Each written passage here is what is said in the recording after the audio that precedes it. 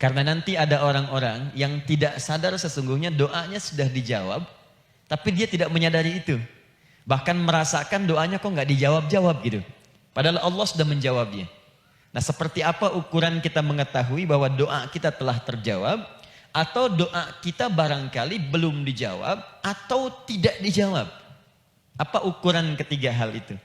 Itu yang coba kita turunkan di pembahasan pagi ini. Mudah-mudahan dengan itu kita nanti akan lebih pandai bagaimana cara menyikapi doa dalam hidup, seperti apa doa dipanjatkan, kapan kita berdoa, dan kita tahu, oh ini hasil dari doa yang telah kita panjatkan.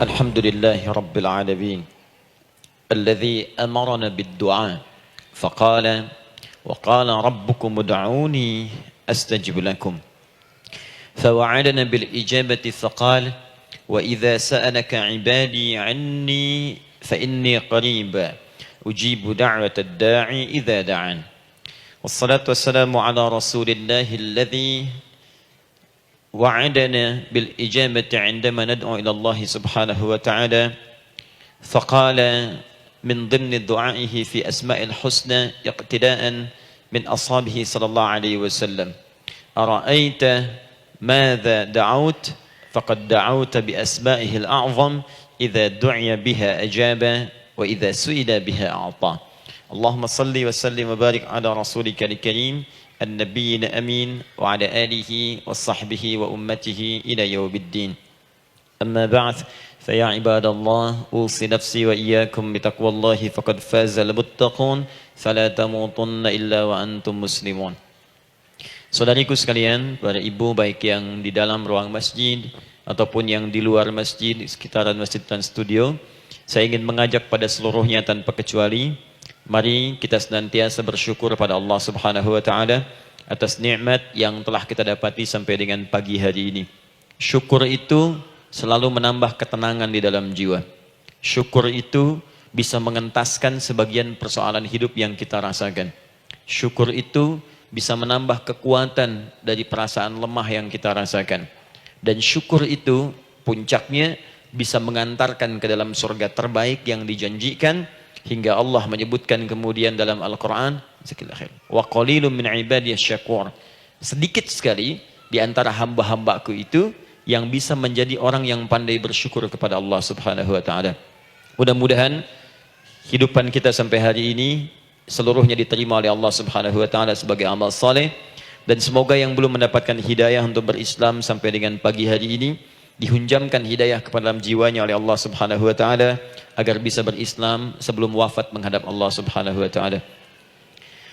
Baik, hari ini kita akan belajar. Saya akan cepat masuk kepada pembahasan karena waktu kita cukup singkat, tentang orang-orang yang dikabulkan doanya yang tersebut dalam Al-Quran khususnya dan sunnah-sunnah Rasulullah Sallallahu Alaihi Wasallam. Kita akan bagi pembahasan kita ke dalam 3 bagian. Pertama, kenapa kita mesti berdoa? Di poin pertama. Kenapa kita mesti berdoa? Yang kedua, bagaimana cara berdoa yang baik, yang cepat dikabulkan oleh Allah Subhanahu wa taala.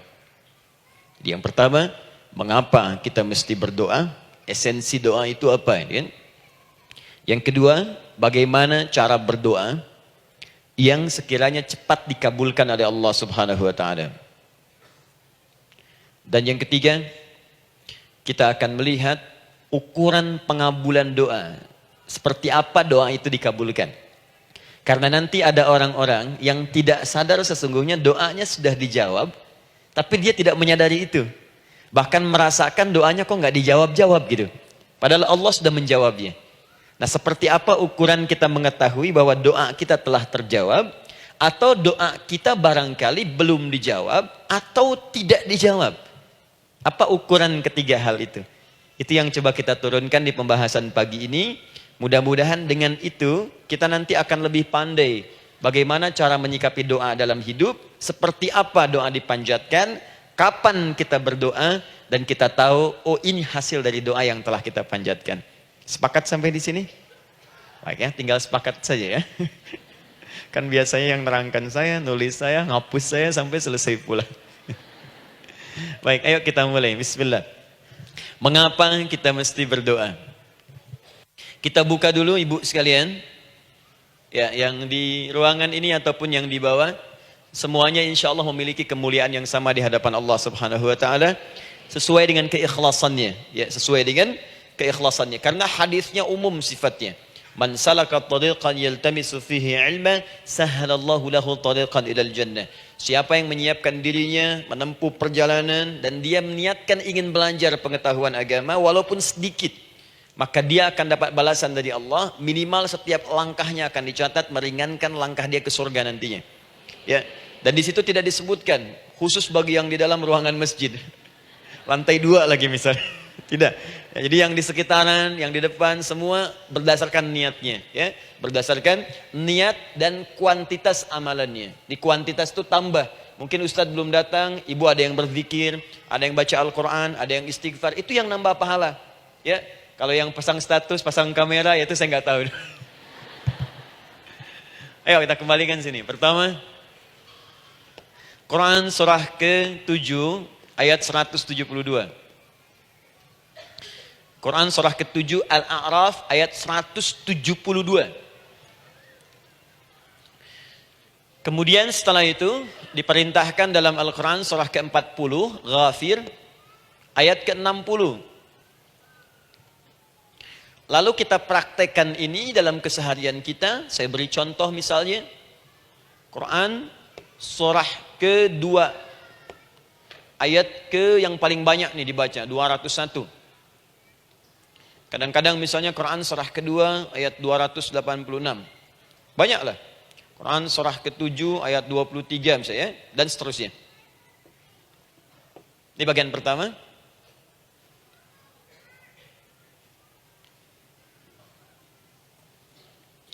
Bagian kedua, nanti kita akan belajar bagaimana cara berdoa yang baik yang dikabulkan. Kita ambil satu Quran ke-2 ayat 186. Kemudian yang kedua, kita ambil contoh Quran surah ke-17 ayat 110. Kemudian yang ketiga, kita ambil contoh yang paling dahsyat di Al-Quran surah ke-3 ayat 38 sampai 39. Ada yang belum berdoa sudah dikabulkan. Masya Allah. Ini ada di Quran misalnya surah ke-3 ayat 31. Nanti turunan amalannya misal di Quran surah 51 ayat 15 sampai dengan 18. Saya bulati yang 18-nya. Bagian ketiganya nanti kita uraikan di bagian akhirnya. Baik, kita bisa mulai insyaallah. Baik, kita bagian pertama, mari kita mulai. Saya ingin berkisah sejenak dengan menyampaikan Quran surah ke-7 Al-A'raf ayat 172. Allah berfirman, A'udzubillahi minasyaitonirrajim, wa idz akhadha rabbuka min bani adama min zuhurihim dzurriyyatahum wa ashhadahum ala anfusihim alastu bi rabbikum qalu bala syahidna. Ada ayatnya? Baik ya, di Quran surah ke-7 Al-A'raf ayat 172. Wa idz akhadha rabbuka min bani Adam. Kata Allah, dan ingatlah, pahamilah, pelajarilah, dalamilah. Teman-teman sekalian, ingat kalimat idz itu, idz dalam Al-Quran, termasuk dalam bahasa Arab, itu bukan sekedar mengingat. Idz itu bisa mengandung arti memahami dengan dalam. Menganalisis. Ya, memaknai itu idz. Jadi bukan sekedar mengingat. Bukankah ibu kalau mengingat sesuatu berusaha mendalaminya? Ya, kalau nggak percaya saya tanya begini. Coba ibu ingat kemarin jam 5 sore ada di mana? Bukankah sekarang sedang mendalami sesuatu? Sedang mencari memori jam 5 sore kemarin ada di mana? Setelah itu dihimpun jadi sesuatu lalu disampaikan dengan terstruktur, dengan rapi. Oh, kemarin saya ada di sini, di sini, di sini, mengerjakan ini. Itu idz dalam bahasa Arab. Kalau di Al-Quran ada kalimat idz. Itu berarti bukan sekedar kita diminta mengingat, tapi juga merenung, mendalami, memahami dengan dalam. Paham insyaallah? Baik, sekarang perhatikan. Nanti kalau ibu baca Al-Quran, maksud saya, ibu bisa menerjemahkan sendiri dan memahami dengan baik. Ya, misal kalimat idh pertama dalam Al-Quran misal ditemukan di Quran surah kedua ayat 30. Wa idh qala rabbuka lil malaikati inni ja'ilun fil ardi khalifah. Idh akan ditemukan. Nah, sekarang ayat tentang korelasinya dengan doa, kita buka Quran surah ke-7 tadi ayat 172. Wa idh akhadha rabbuk, dan pahami ya kata Allah, renungkan ya, maknai dengan dalam ketika Allah menyampaikan, membuat komitmen dengan semua anak cucu Adam tanpa kecuali. Semuanya. Ingat kalau ditemukan kalimat Bani Adam. Bani Adam disebutkan 7 kali dalam Al-Quran. Ya. Berapa kali? 7 kali. Kalimat Bani Adam. Bani Adam. Ini menunjuk pada semua keturunan anak cucu Adam sampai selesai kehidupan. Ya, dari Nabi Adam alaihissalam, kemudian pasangannya Sayyidah Hawa alaihissalam, kemudian keduanya mulai berumah tangga, melahirkan keturunan. Diabadikan di Al-Quran surah keempat. Ya, surah Ibu, ayat yang pertama. Ya ayyuhan nasu taqu rabbakumul ladzi khalaqakum min nafsin wahidah wa khalaqa minha zawjaha. Di situ kemudian ada Adam, zawjaha Hawa. Ya, wa batha minhuma rijalan katsiran wa nisaa. Dari situ turun keturunan laki-laki perempuan, laki-laki perempuan. Nanti menyebar, Bu, ya, menyebar. Ada yang ke Chicago, ada yang di Chicago, ada yang di Singaparna, ada yang di Singapura. Semua nyebar. Ya, di Sunda, dari Jawa sampai ke Sumatera, sampai Indonesia, sampai Nusantara, sampai Asia, Eropa, sedunia. Nanti penyebarannya disebutkan di Quran surah ke-49 ayat ke-13. Ya ayyuhan nasu inna khalaqnakum min dzakarin wa untha. Hai manusia, semua saya ciptakan ada 2 jenis. Kalau bukan laki-laki itu pasti perempuan. Jadi tidak ada yang ketiga. Ingat ya? Kalau bukan laki-laki siapa? Perempuan. Jadi tidak ada misalnya, maaf, laki-laki yang keperempuan-perempuanan, yang gerakannya melambai, ya, kata-katanya terlampau lembut misal, dan tidak ada pula perempuan yang perkasa, ya, terlampau kuat misalnya, melampaui batas-batas standarnya. Jadi kalau bukan laki-laki pasti perempuan. 2 saja. Jadi kalau misalnya masih ada yang bingung, tentukan dirinya, ya, dan lihat fitrahnya. Lihat fitrahnya. Baik, kemudian waja'alnakum syu'uban wa qabaila. Kami tempatkan kalian mungkin beda-beda tempat. Syu'ub, beda tempat. Ya, ada yang misalnya RT, RW, kecamatan, beda kampung, beda negara, sampai seluruh dunia. Wa qabail, satu tempat itu sukunya bisa beda. Coba Ibu lihat misalnya, ya, di daerah Sumatera saja ada berapa suku? Di Sunda paling banyak suku, gitu ya? Banyak sekali. Jadi bisa lain-lain, bisa beda-beda. Nah, lita'arafu, semua saling mengenal, silakan. Nah, ketika semua tadi ditempatkan di semua pelosok dunia, baik laki-laki, perempuan, dari anak keturunan Adam, itu semua anak keturunan Adamnya disebut dengan satu nama saja dalam Al-Quran, yaitu Bani Adam. Jadi kalau kita mau cari keturunan kita, sampai ke asal mula kita, dari kita sekarang, itu semua akan tersambung kepada Adam alaihissalam. Puncaknya akan ke sini. Ya. Dan tidak akan nyasar kemana-mana, Bu. Ya, ada sebagian manusia nasabnya tidak ingin ke Adam, inginnya bergeser, sehingga mengatakan manusia berasal dari monyet katanya. Ya. Ada yang berkata begitu. Ibu sampaikan saja kalau bapak dari monyet, silahkan saja, jangan ngajak-ngajak saya, gitu ya. Nah, jadi semua manusia itu pasti akan kembali ke sini, ya, ke Adam alaihissalam. Karena itu saya pernah sampaikan termasuk di sini di hadapan ibu semua, masih ingat mukjizat pertama Rasulullah sallallahu alaihi wasallam saat lahir ke muka bumi. Ingat, Nabi itu sebelum dilantik menjadi Rasul dalam usia 40 tahun, turun surah Al-Alaq, itu diberikan oleh Allah keistimewaan tanda-tanda kenabian. Apa di antara tandanya? Allah perjelas nasab keturunannya sampai Nabi Adam, padahal lahirnya itu ayahnya sudah wafat. Di lahir beliau ayahnya wafat, tapi nasabnya diperjelas sampai Nabi Adam. Sehingga jelas, orang tidak bisa menyoal. Ini orang nggak jelas nih, ya. Kan suka ada begitu, Bu, ya. Tiba-tiba datang menerangkan sesuatu. Siapa itu? Itu nggak jelas. Bahkan sekarang sering muncul statement, siapa sih Ustadz itu? Itu Ustadz nggak jelas. Ya. Nabi nggak bisa disoal, karena semuanya jelas. Nasabnya jelas, keturunannya jelas, kemuliaannya jelas, ilmunya jelas. Jadi kalau orang mau menyoal nggak punya peluang. Siapa kamu Muhammad? Saya jelas keturunannya.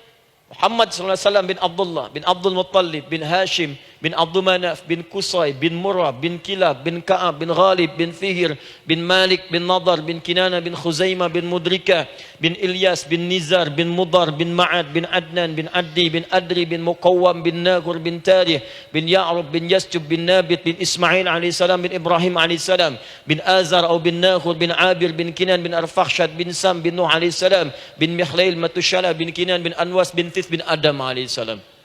Coba ulangi. Jelas. Jelas. Jadi orang nggak bisa nyoal, itu mukjizat, ya. Keistimewaan pertama sebelum Allah kemudian angkat menjadi nabi dan rasul di usia 40 tahun. Jadi kalau ibu ditanya, kamu jelas nggak? Jelas. Apa binnya? Bin Bani Adam. Itu bocoran dari Al-Quran. Ya, kalau ditanya keturunan siapa kamu? Adam. Tahu dari mana? Allah yang nyampaikan langsung. Apa kata Allah? Bani Adam. Jelas, ya? Baik. Jadi ini kembali kepada Adam alaihissalam. Nah, semua anak cucu Adam yang saya garis bawahi, sejak mulai terlahir itu sudah ada komitmen dari Allah dengan anak cucu Adam ini sebelum terlahir ke dunia. Sejak dalam kandungan. Jadi kalau ibu belajar hadis, misal, dulu saya pernah amanahkan kalau ibu mau belajar dasar-dasar, cari kitabnya Imam An-Nawawi yang Al-Arba'in An-Nawawiyah, 42 hadis. Hadis keempat, ya, paling kiri sebelah atas di kitabnya. Dari Abdullah bin Mas'ud radhiyallahu taala anhu, ya. Qala Nabi sallallahu alaihi wasallam bahwa shadiqul masduq. Nabi SAW pernah menyampaikan sedangkan beliau orang benar dan dibenarkan. Kapan perjanjian ini dibuat? Dalam usia kandungan 4 bulan. Dalam kandungan. Inna ahadakum yujma'u fi batni ummihi. Setiap kalian yang akan terlahir dari anak cucu Adam. Kecuali Adam, Bu, ya. Ingat, kecuali Adam, kecuali Hawa. Karena ini asal mula manusia keduanya. Tapi keturunan Adam dan Hawa akan mengalami proses yang sama. Dikandung dulu ibundanya, kemudian terlahir. Adam tidak dikandung, ingat, Adam tidak ada bapak, Adam tidak ada ibu. Langsung diciptakan wujudnya oleh Allah Subhanahu wa taala dari bahan dasar yang sama dengan manusia. Ya, karena itu saya pernah ditanya, pernah berdialog, ya. Ustaz, ini spesial Nabi Isa ini. Ya, spesial, Yesus Al-Masih Nabi Isa spesial. Karena itu diangkat sebagai Tuhan. Apa yang spesial? Kata beliau, karena ini bisa menghidupkan yang mati. Yang kedua, ini lahirnya beda dengan orang biasa. Bagaimana lahirnya? Tanpa bapak. Ibu saja tanpa bapak. Mana ada manusia yang lain seperti ini? Saya bilang Adam lebih spesial lagi. Lahir tanpa ibu, tanpa bapak. Kenapa nggak jadi Tuhan? Tapi kan Adam nggak bisa menghidupkan yang mati. Dengan izin Allah, maaf, Nabi Ibrahim lebih canggih lagi. Buka Quran surah kedua, ayat 260. Paling kiri sebelah atas. Wa idh qala Ibrahim Rabbi arini kaifa tuhyil mauta. Qala awalam tu'min. Qala bala walakin inna qalbi. Ketika Ibrahim bermohon kepada Rabbnya, ya Allah, tolong tunjukkan kepadaku bagaimana cara menghidupkan yang mati. Kata Allah, kamu masih nggak yakin? Kata Ibrahim, saya yakin-yakinnya. Cuma supaya hati saya tenang, buktikan kepada yang lain tentang kuasamu. Kata Allah, gampang. Lalu Allah berikan kemudian satu ketentuan sama persis dengan Nabi Isa. Cuman prosesnya lebih canggih. Kalau Nabi Isa, tepuk mayatnya, bangun, bicara. Nabi Ibrahim kata Allah, nih ambil burung, potong-potong dulu, dicincang dulu. Sudah dicincang kemudian, mayitnya disimpan, jasadnya di tempat bukit yang berbeda. Kalau sekarang potong burung, simpan di bukit satu, jasad yang kedua simpan di bukit B. Kepalanya simpan di bukit A, ekornya simpan di bukit B, badannya simpan di bukit C. Panggil dengan nama Allah. Thummat uhunna ya'tina kasa'ya. Panggil, bismillah, dengan nama Allah, hidup. Sama persis dengan Nabi Isa. Dengan nama Allah biidznillah, hidup. Nabi Ibrahim biidznillah, dengan nama Allah hidup. Menyatu semuanya jadi satu. Psst. Kalau Nabi Isa kemudian ada yang menduga sebagai Tuhan, kenapa Nabi Ibrahim tidak angkat jadi Tuhan? Paham ya? Nah, ini menunjukkan bahwa ada pola pemikiran yang harus dikembalikan supaya benar cara memahaminya. Jelas sampai sini? Maaf saya sedikit agak lompat ya. Saya kembalikan kemudian, perhatikan sini. Inna ahadakum yujma'u fi batni ummihi. Karena itu semua anak cucu Adam, beda dengan Adam, akan proses lahirnya dikandung dulu di perut ibundanya. Fokus baik-baik. Arba'ina yauman nutfah, 40 hari pertama baru kemudian proses antara spermatozoa dengan ovum berproses. Thumma yakunu mithla dzalika, kemudian alaqah. 40 hari yang kedua jadi alaqah, zigot yang menempel di dinding rahim. Thumma yakunu mithla dzalika mudghah. 40 hari ketiga berbentuk mudghah, sudah mulai berbentuk daging sekeratan, ada bentuknya. Dan usianya sudah 4 bulan, 40 hari ketiga, 120 hari. 120 hari. Thumma yursalu ilaihil malak, kemudian diutuslah malaikat, fayanfukhu fihi ruh, maka ditiupkan roh ke dalamnya. Jadi ingat, kalau di antara sini, di antara kita ada ibu misalnya yang tengah hamil, tengah mengandung, ingat baik-baik, atau keluarganya, kerabatnya, usia 4 bulan itu roh sudah ditiupkan. Di kandungan sudah ada rohnya. Hati-hati ya. Berapa bulan? 4 bulan. Karena itu nanti ada ayat dalam Al-Quran, Quran surah ke-7 ayat 189. Di posisi ini harus banyak berdoa dan beramal soleh. Ingat ya, berdoa, beramal soleh, minimal minta kepada Allah. Da'awallaha rabbahuma la in ataitana salihah lanakunanna minasyakirin. Minta banyak kepada Allah, ya Allah jadikan anak saya anak yang soleh, jadikan anak saya anak yang soleh. Dari usia itu 4 bulan sampai ke atas menjelang lahiran. Nanti diiringi oleh amal soleh kedua orang tuanya. Ini sudah penelitian dokter muslim, khususnya di Asia Tenggara.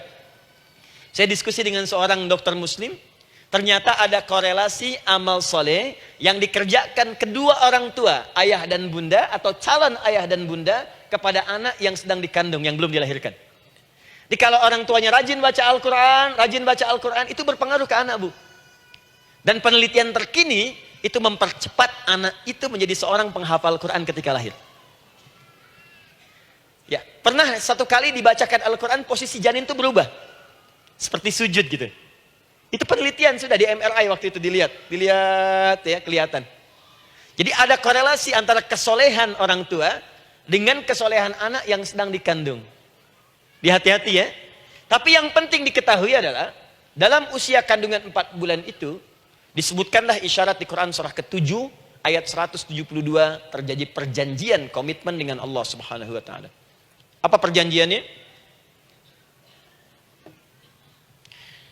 Wa idz akhadha rabbuka min bani adama min zuhurihim dzurriyyatahum wa asyhadahum ala anfusihim. Lihat perjanjiannya, saya fokus di kalimat ini, alastu bi rabbikum.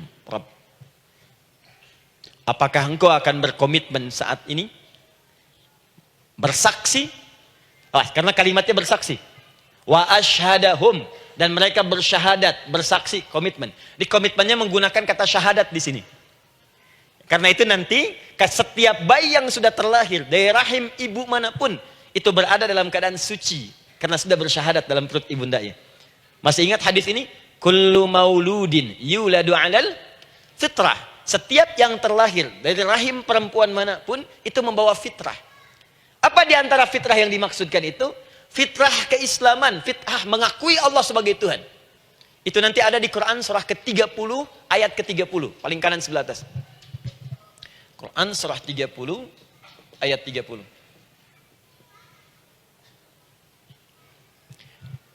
Fa'aqim wajhaka lid-dini hanifa. Hei setiap manusia, fa'aqim wajhaka, hadapkan, pasrahkan, arahkan dirimu sepenuhnya. Lid-dini, pada ketentuan ad-din, hanifa, dengan lurus. Di setiap manusia itu punya fitrah untuk beragama. Punya kecenderungan untuk mencari Tuhan. Silakan ibu cek, manusia manapun yang pernah hidup, itu pasti akan mencari Tuhan. Silakan. Karena itu Allah beri jalan, begini cara mencarinya. Fitratallahi allati fataran nasa 'alaiha, itulah fitrah manusia yang telah Allah berikan pada dirinya bahkan sebelum dia terlahir. Di antara fitrah manusia ada kecenderungan untuk mencari Tuhan. Ada kecenderungan untuk mendekat kepada Allah. Bahasa Qur'annya din lidini hanifa. Apa itu din? Itulah Islam. Quran surah ketiga ayat 19. Inna dina indallahil Islam. Karena itu silakan cek, semua orang itu pasti akan mencari Tuhan. Setiap manusia. Ada yang melihat kayaknya ada di hewan, kayaknya ada di pohon, kayaknya ada di alam, kayaknya ada di patung, kayaknya ada di... Mencari dia. Terus Allah beri jalan. Kalau kamu ingin mencari yang benar, din yang dimaksud Islam, diberikanlah tuntunan dalam Islam. Jelas sampai sini? Baik. Karena itulah kemudian, setiap bayi yang terlahir itu disebut oleh Nabi dia suci, dia bersih, karena telah membawa risalah Islam dalam dirinya. Hanya sayang nanti, fa'abawahu yuhawwidanihi, au yunassaranihi, au yumajjisanihi. Lingkungan nanti akan merubah dia keluar dari fitrahnya. Bisa dipengaruhi, tiba-tiba berubah misalnya keyakinan. Bisa karena kejadian tertentu, dia jauh dari Allah subhanahu wa ta'ala. Dia muslim, cuman karena kondisi tertentu, pekerjaan menjauhkan dia dari Allah, lupa sholat. Telenovela menjauhkan dia dari Al-Quran. WhatsApp, Facebook, media sosial melupakan dia dari ibadah. Coba ibu, kalau online setiap hari berapa kali dengan media sosial? Ganti status. Online dengan Allah berapa kali dalam sehari? Coba hitung. Online dengan Allah yang paling maksimal kan sholat fardu 5 kali. Kalau 1 kali 5 menit kali 5 cuma 25 menit. 25 menit online dengan Allah. Berapa menit online dengan media sosial yang tidak nyata? Dan cita-cita masuk surga. Ayo sini. Nah, saya belum selesai. Jadi yang pertama, dalam perjanjian 4 bulan ini, pertama ada komitmen bersyahadat menuhankan Allah. Tapi yang kedua, ini yang dahsyat. Perhatikan kalimatnya, fokus. Saat Allah memperkenalkan dirinya, dalam kandungan kita, usia 4 bulan itu, dengan nama apa Allah memperkenalkan dirinya? Coba lihat ayatnya. Alastu bi rabbikum, dengan nama Rabb. Wa idh akhadha rabbuka min bani adama dzurriyyatahum, awas, wa ashhadahum ala anfusihim. Alastu bi rabbikum, dengan nama Rabb. Nah, ibu sekalian, kata Rabb ini itu berasal dari kata ar-rububiyah. Ar-rububiyah yang berarti sifat merawat, memberikan semua kebutuhan. Saya ulang ya. Merawat, memberikan semua kebutuhan. Sudah? Menyayangi, memaafkan, mengasihi, mengampuni. Masya Allah. Merawat, memenuhi sebuah kebutuhan, menyayangi, memaafkan, mengampuni. Jadi semua hal yang terkait dengan perhatian ada pada kalimat Rabb. Sifatnya disebut dengan rububiyah. Zat yang memperhatikannya disebut dengan Rabb, namanya Rabbun. Baik. Pelan-pelan. Nah, seakan-akan Allah ingin berkata begini. Hei, engkau buat perjanjian dengan saya sekarang. Engkau bersaksi, saya sebagai Tuhan. Siap bersaksi, menuhankan saya. Nanti ketika kamu lahir, apapun yang kamu butuhkan dalam kehidupan, aku akan berikan. Kamu akan saya rawat. Kalau sakit, kamu saya sembuhkan. Minta sesuatu yang kamu butuhkan, saya akan berikan. Kamu butuh sesuatu, saya akan hadir. Kamu salah minta maaf, saya maafkan. Kamu dosa minta ampun istighfar, saya ampuni. Kamu ingin sesuatu yang lebih baik, saya berikan. Pokoknya semua yang kamu inginkan selama engkau butuhkan itu baik, aku berikan. Kira-kira, maaf Bu ya, maaf sekali. Kalau ada yang nawarkan pada ibu, mau nggak ikut saya? Nanti sebuah kebutuhannya saya berikan. Kalau sakit saya berikan jaminan kesembuhannya. Kalau butuh sesuatu saya berikan. Kalau ingin ini itu selama butuh saya sampaikan. Kira-kira ibu nolak atau ikut? Baik. ikutnya mikir dulu atau tidak? Tidak. Jangankan yang tinggi-tinggi Bu ya, suami aja nawarkan, "Mah, mau nggak ikut papa? Papa nanti kasih handphone S10. Sama gelang nggak Pak? Ikut ya. Dan tanpa pikir. Dalam bahasa Arab, sesuatu yang disetujui tanpa difikirkan lagi, itu disebut bala namanya. Bala, sekali saja. Sekali, ya, tidak dua kali. Tidak ditambah, tidak dikurangi. Ingat, kalau Allah sudah sampaikan kalimat, jangan tambah, jangan kurangi. Ya. Bala, tidak ditambah nga, tidak disebutkan dua kali. Bala. Ya. Bala itu artinya siap. Ya. Tanpa pikir. Karena memang nggak ada yang dipikirkan lagi. Apa yang mau dipikirkan? Semua kebutuhan dikasih. Semua keinginan dikabulkan sepanjang baik. Kalau sakit ada jaminan disembuhkan, dikasihi, disayangi, salah dimaafkan. Ya, kalau dosa diampuni, apalagi yang kurang, nggak ada aib, nggak ada yang kurang, sempurna semua. Kita katakan bala tanpa fikir. Karena itu, perhatikan, setiap kita kemudian, ibu sekalian, datang terlahir ke bumi,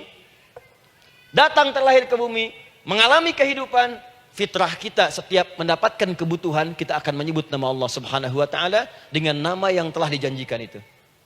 Silakan ibu cek. Bukankah ibu ketika ada kesulitan memohon kepadanya? Ya Allah, tolong sembuhkan ya Allah. Ya Allah, lancarkan ya Allah. Ya Allah, sukseskan suami saya. Ya Allah, tenangkan kehidupan rumah tangga kami. Ya Allah, anugerahkan solusi. Ya Allah, sembuhkan ibu saya. Semua minta kan? Dan dahsyatnya, ketika ibu memohon kepada Allah itu, ibu gunakan kalimat yang telah disepakati ketika Allah sampaikan kepada kita. Rabb, Rabb, Rabb. Perhatikan, kalau ibu berdoa, doa apa paling favorit? Rabbana atina fid dunya hasanah. Fil akhirati hasanah. Wa qina. Doa apa itu? Sapu jagat. Bu bayangkan, Nabi aja nggak tahu tuh istilah itu sapu jagat. Ibu tahu? Wah, Masya Allah, Indonesia kreatif. Luar biasa.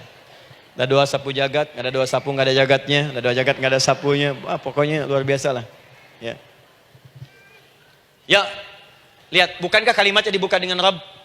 Rabbana atina fid dunya sana.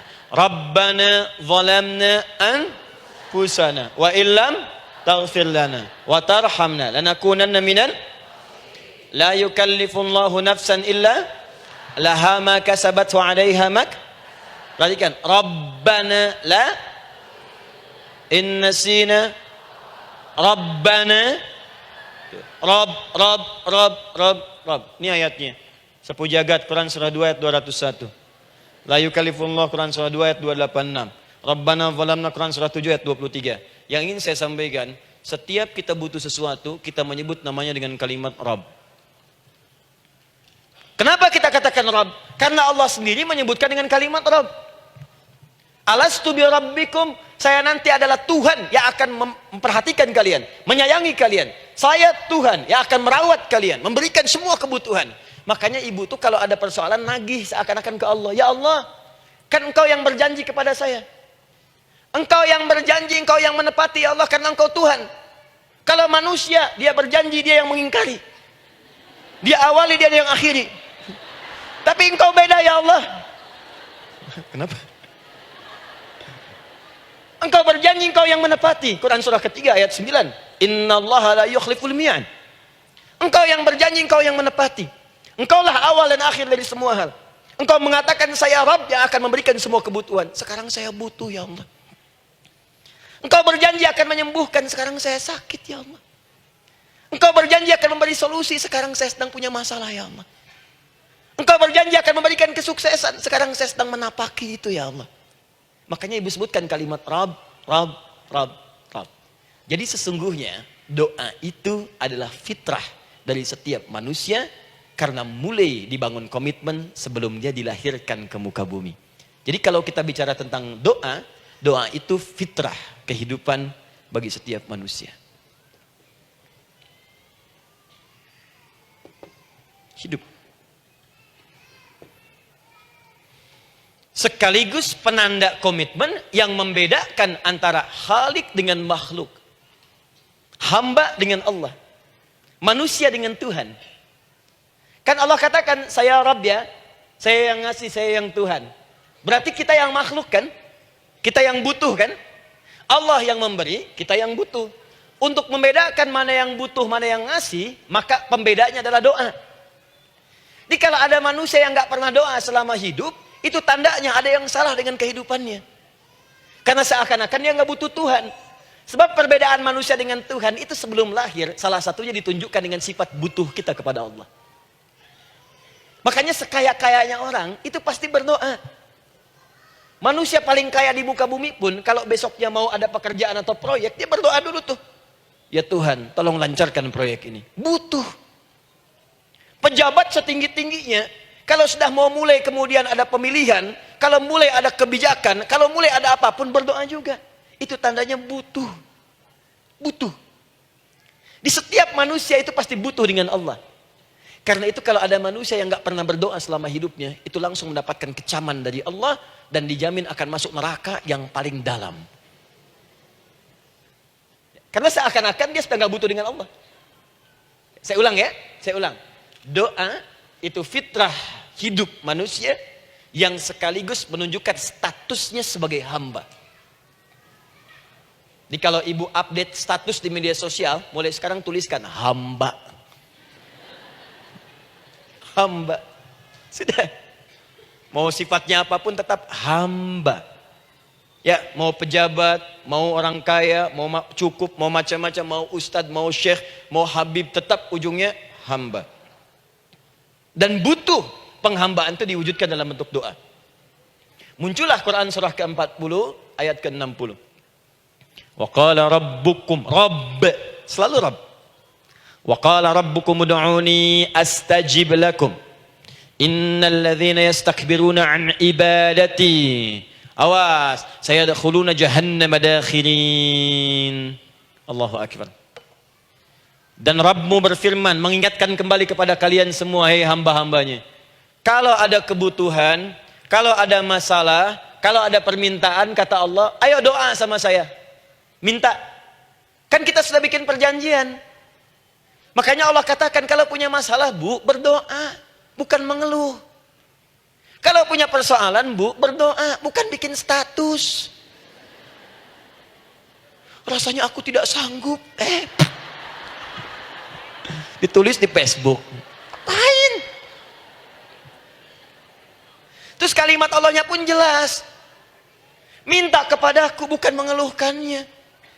Kamu tidak seperti yang aku kira. Nungguin komen. Sambil masak, celing ada satu. Ece kunaon. Makin meluas masalah.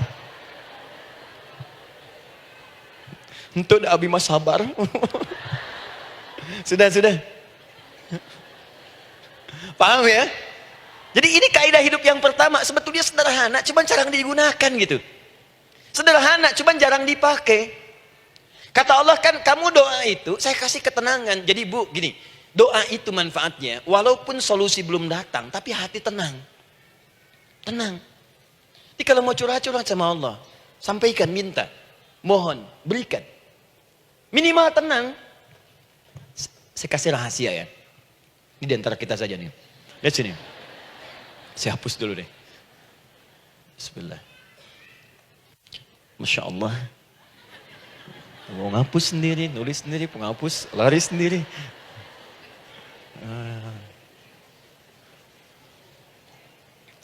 Bismillah. Oh ini ada dua ya. Sini. Baik. Buka Quran surat 7 ayat 205. Quran surat 7 ayat 205. Doa itu disebut zikir di ayat itu. Jadi kalau ibu sedang berdoa, itu sedang berzikir. Wadhkur rabbaka fi nafsika tadarruan wa khifatan wa dunal jahri minal qaul. Ada ayatnya? Oke. Pakai Rabb lagi kan? Wadhkur rabbaka. Kalau engkau punya masalah, kata Allah, sekecil apapun. Di rumah tangga kah, Di kantor kah, kehidupan sosial kah? Kata Allah, ayat sebut, minta kepada Allah. Berdoa. Doa disebut dengan zikir. Zikir itu semua kegiatan yang membuat kita ingat Allah. Zikir. Baca Quran, zikir. Dalilnya Quran surah ke-15 ayat 9. Inna nahnu nazzalna dzikra. Kami turunkan Al-Quran sebagai zikir.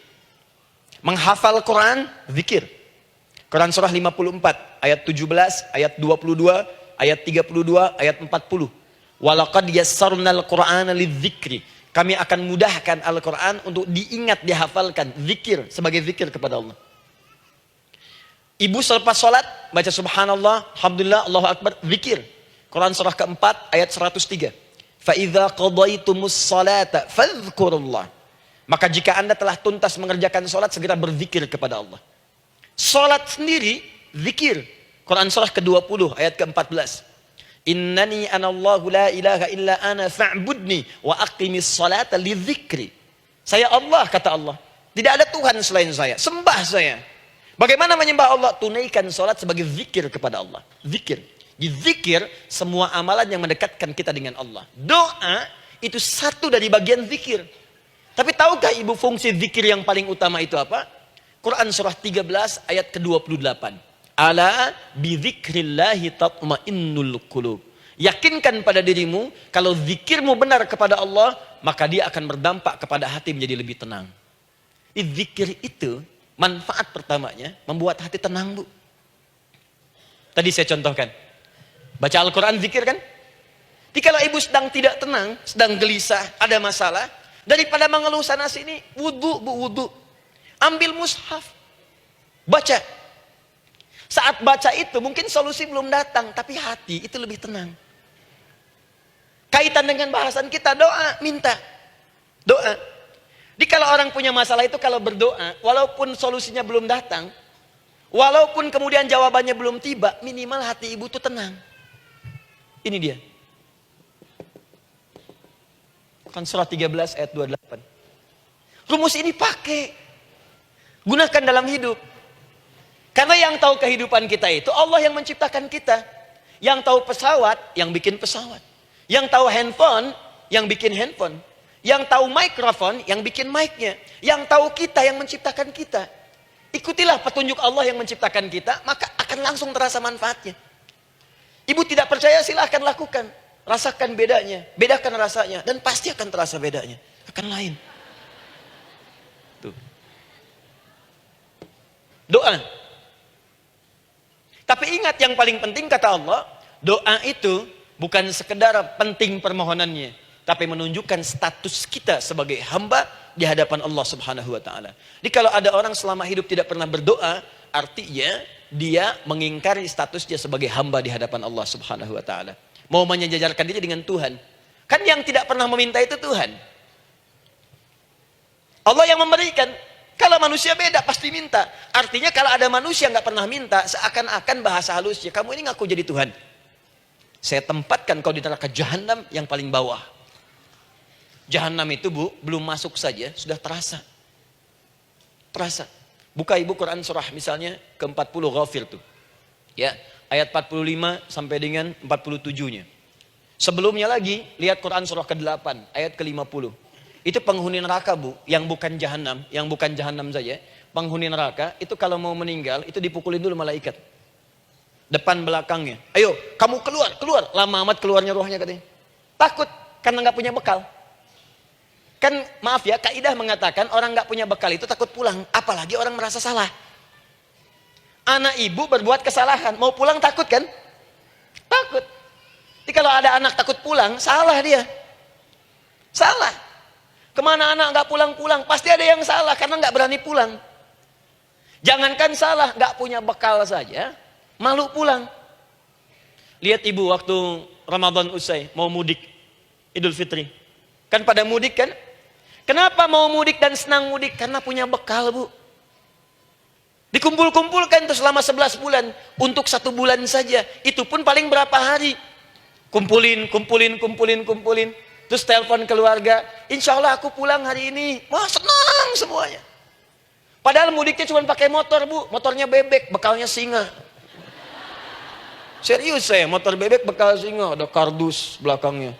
Tulisin, terus tambah pelepah pisang buat begini. Belakangnya ditulisin, aku pulang sayang. Jalan, mudik. Terus yang di rumah kan senang nerimanya.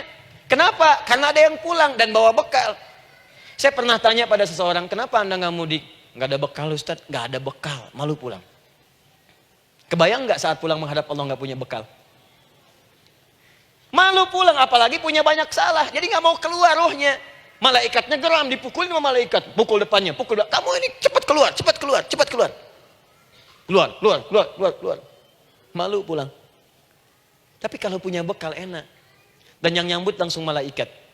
Bahkan nanti ada satu amalan saat dikerjakan. Itu orang ini sudah masuk surga. Tapi semua malaikat di semua pintu surga yang 8 itu datang mengunjungi dia mengucapkan selamat. Itu ada di Quran surah 13 ayat 24. Salamun alaikum bima sabartum fa ni'ma uqbaddar. Selamat ya saat di dunia sabar mencari bekal. Dan ini bekal terbaik yang kamu dapatkan. Silahkan nikmati surga yang kamu rindukan itu. Ini nikmat-nikmatnya tempat yang pernah nanti kamu kunjungi. Dan tinggal abadi di situ. Yang nyambut malaikat. Bayangkan semua malaikat bu. Semua malaikat dari pintu surga datang nyambut dia. Wah Masya Allah, malaikat Jibril, Israfil, malaikat maut. Maaf ya, dicabut kemarin. Biasa, selamat, selamat, selamat, selamat, selamat. Dunia aja kalau ada yang nyambut senang kan? Rumah dicet, datang, sambut depan rumah, semua hidangan ada, Masya Allah. Bahkan yang tidak ada jadi ada. Luarnya kongwan, dalamnya rangginang gitu kan. Wah, muncul semua. Paham ya? Jadi ini bagian pertama. Jadi kita katakan kenapa manusia mesti berdoa. Jawabannya karena manusia itu hamba. Dan doa itu adalah fitrah bagian dari kehidupan. Kenapa manusia mesti berdoa? Karena ada komitmen dari Allah. Setiap dia mendapatkan sebuah persoalan, maka Allah akan jawab dan berikan jawaban dari semua persoalannya. Jalan mendapatkan jawaban itu adalah doa. Kenapa manusia mesti berdoa? Karena dia butuh dengan Allah. Dan puncaknya, kenapa dia mesti berdoa? Karena Allah ingin membahagiakan kehidupan dunianya sebelum sampai keabadiannya di akhirat. Jadi ketika kita berdoa, sebetulnya kebaikan untuk kita karena Allah ingin kita bahagia. Ingin mudah hidupnya. Jadi kalau ada orang nggak berdoa, sesungguhnya dia sedang menyulitkan diri sendiri dalam kehidupan dunianya sampai ke akhiratnya. Jelas sampai di sini? Masya Allah. Alhamdulillah. Baik, kalau sudah paham, saya hapus ini, kita masuk bagian yang kedua. Hapus lagi. Sab Muslimah edisi ke-15. 15 kali datang sendiri, ngulangin sendiri, nulis sendiri, ngapus sendiri. Masya Allah. Tinggal lihat, catat, masuk surga. Masya Allah. Alhamdulillah. Baik. Baik. Sudah? Alhamdulillah. Saya ingin setiap pembahasan kita dipahami ya. Saya tidak menyukai kalau datang melihat tapi nggak paham gitu. Ya, dengar tapi nggak paham. Saya tidak ingin satupun keluar dari sini kecuali paham. Ya. Ibu paham? Paham Ustaz. Pada pamit ya, silahkan. Apa yang ibu pahami? Doa. Ya. Dah. Nah, sekarang masuk bagian kedua. Bismillah. Kalau sudah mengerti yang tadi, persoalannya adalah bagaimana cara kita memohon kepada Allah. Itu dia. Bagaimana cara kita meminta? Kata Allah, kamu kalau punya masalah, minta. Ya Allah, caranya bagaimana? Karena sesuatu yang dikerjakan tanpa ilmu, dan tidak tahu caranya, itu bisa keliru. Hidup itu menyembah Allah, tidak cukup dengan iman bu. Mesti pakai ilmu. Iman saja sekalipun kuat tanpa ilmu, itu bisa salah. Kuat ingin mendekat kepada Allah. Ya Allah, aku ingin ibadah, kuat. Saya punya kawan dulu di pesantren. Tahun kedua, dia sudah berubah. Ya, tadinya orang tuanya melihat anaknya Masya Allah, tiba-tiba ada perubahan, senang ibadah bu. Malam-malam dia bangun, ini kisah nyata, saya alami sendiri. Masya Allah, saya senang sekali. Kita saling doakan, dia bangun malam tahajud. Bangun jam 2, Anda bayangkan. Yang sebelumnya menjelang subuh atau apa. Ini malam Jumat lagi malam libur. Malam libur biasanya santri itu kebanyakan ada yang keluar, ada yang main, ada yang macam-macam. Ini dia malam tahajud. Jam 2 bangun. Saya bahagia sekali. Udah bangun, sholat, selesai. Cuman pas waktu mau subuh, kok saya lihat tidur. Saya bangunkan kan. Fulan, bangun. Oh iya, kata. Iya, oh mungkin nanti mau nyusul. Saya pikir istirahat dulu. Saya ke masjid lah. Udah ke masjid, dah selesai. Kita diskusi di masjid, selesai. Semua pulang saya jam 7. Saya lihat masih tidur juga. Barangkali dia sudah tadi sholat mungkin di kamar, nggak sempat ke masjid karena capek. Tapi saya lihat kok posisinya nggak berubah. Di situ juga. Akhirnya setengah jam saya tunggu, saya bangunkan. Bangun. Bangun. Kenapa Adi katanya? Saya kira antum belum sholat subuh ya? Adi gimana sih? Kan udah saya jama dengan tahajud tadi. Udah saya jama dengan tahajud. Jadi memang kekuatan imannya lagi tinggi, cuman ilmunya kosong. Ini yang bahaya. Besok-besok kalau orang kayak gini sholat subuh bisa 4 rakaat. Ya. Karena itu berdoa penting, cuma kita mesti tahu caranya. Yuk kita mulai bagian pertama. Quran surah kedua ayat 186.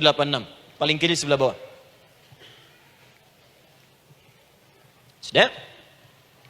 Wa idza sa'alaka ibadi anni fa inni qarib. Fokus. Kata Allah, kalau hamba-hambaku Muhammad SAW bertanya kepadamu, minta petunjuk untuk mencari-cari aku. Tuh Bu, coba lihat. Ayat doa dibuka lagi dengan kalimat hamba. Untuk menegaskan status kita. Jadi kalau ditanya, kita siapa di hadapan Allah? Hamba. Makanya nggak usah sombong. Jangan sombong, karena kita cuma hamba. Karena itu ketika Korun sombong, Korun tuh manusia terkaya yang pernah hidup di bumi. Hartanya Bu, ini saya kasih bocoran sedikit, kunci berangkasnya saja, kemana-mana itu suka dibawa, dipikul paling sedikitnya 8 bodyguard, cuman bawa kunci berangkas saja begini. Di Korun pengen ngasih tahu, kalau ada yang pengen nyuri di tempat saya silahkan aja, ini aja bodyguard saya ngangkat kuncinya susah. Korun. Jadi kalau Anda tidak sekaya Korun, jangan ikutan sombong, telat. Telat, gak ada kerjaan, sudah ada yang lebih kaya. Ya. Dan apa yang terjadi? Fakhosabna, kata Allah, kami telan. Likuifasi. Telan oleh bumi semua. Dengan kekayaannya semua habis. Jadi ketika ada seseorang yang lupa dengan statusnya sebagai hamba, maka Allah akan memberikan pelajaran kepadanya. Untuk taubat. Kalau nggak mau taubat juga, telan habis. Untuk menunjukkan kamu tuh bukan Tuhan, saya Tuhannya. Maka jangan ikutan sombong. Kalau ada yang perlu punya Ferrari, Lamborghini, Lamborghini, ya. Wow, bikin rame di jalan, cuman nggak update status, kasih tahu, maaf mas, telat. Itu gambaran hidup. Dan ingat, setiap dibuka dengan kalimat permohonan, itu kalimatnya hamba. Hambaku, hambaku, hambaku. Termasuk mau minta tobat, hamba. Quran surah 39 ayat 53. Qul ya ibadiyalladzina asrafu ala anfusihim, la taqnatu min rahmatillah. Katakan Muhammad pada hambaku yang merasa banyak dosa. Pengen berdoa minta taubat. Kata Allah, hamba. Saya terima taubatnya, hamba. Ini ya. Ini pun adab yang pertama dari Al-Quran. Adab yang pertama, kalau kita ingin berdoa dan doa itu cepat ingin dikabulkan, maka berdoalah dengan cara menghamba di hadapan Allah Subhanahu wa ta'ala. Jangan merasa tinggi.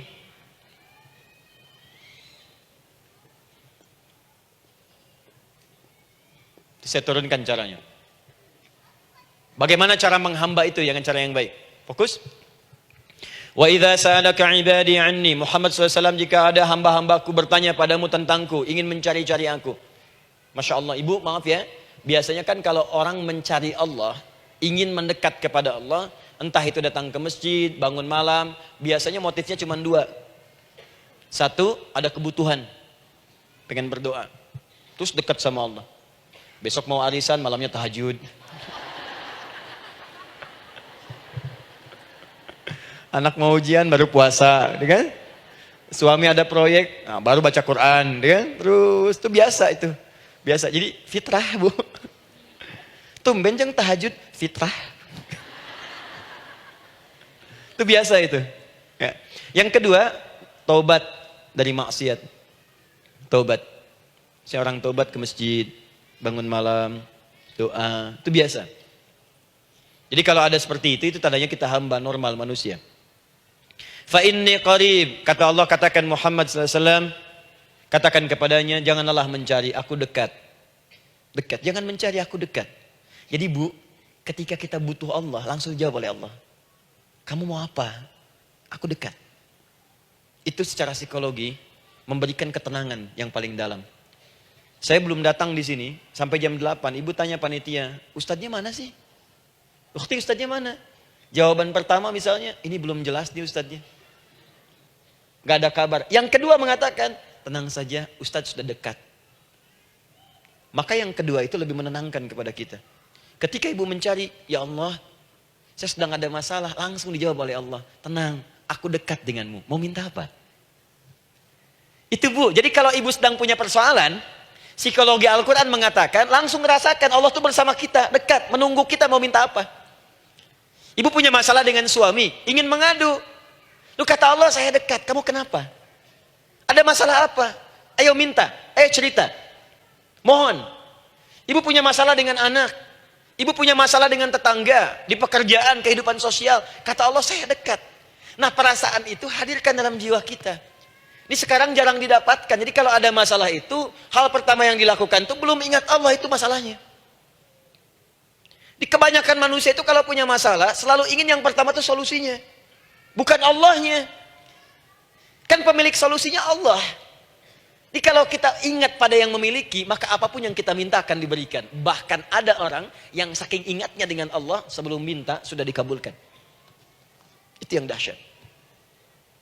Nah, sekarang setelah kita paham tentang kedekatan ini, kemudian kita praktekkan. Jadi Bu, ya maaf ya, ketika ibu punya masalah apapun, yang pertama diingat Allah. Allah, Engkau telah berjanji, Engkau pasti akan tepati. Ya Allah, sekarang aku ada persoalan. Nah, sekarang teruskan ayatnya. Ujibu da'watad da'i idza da'an. Ujiba.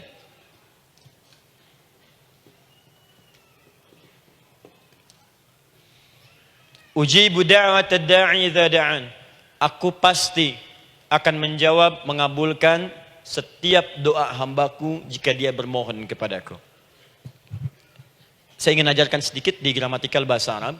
Ujib itu disebut dengan fi'il mudhari namanya.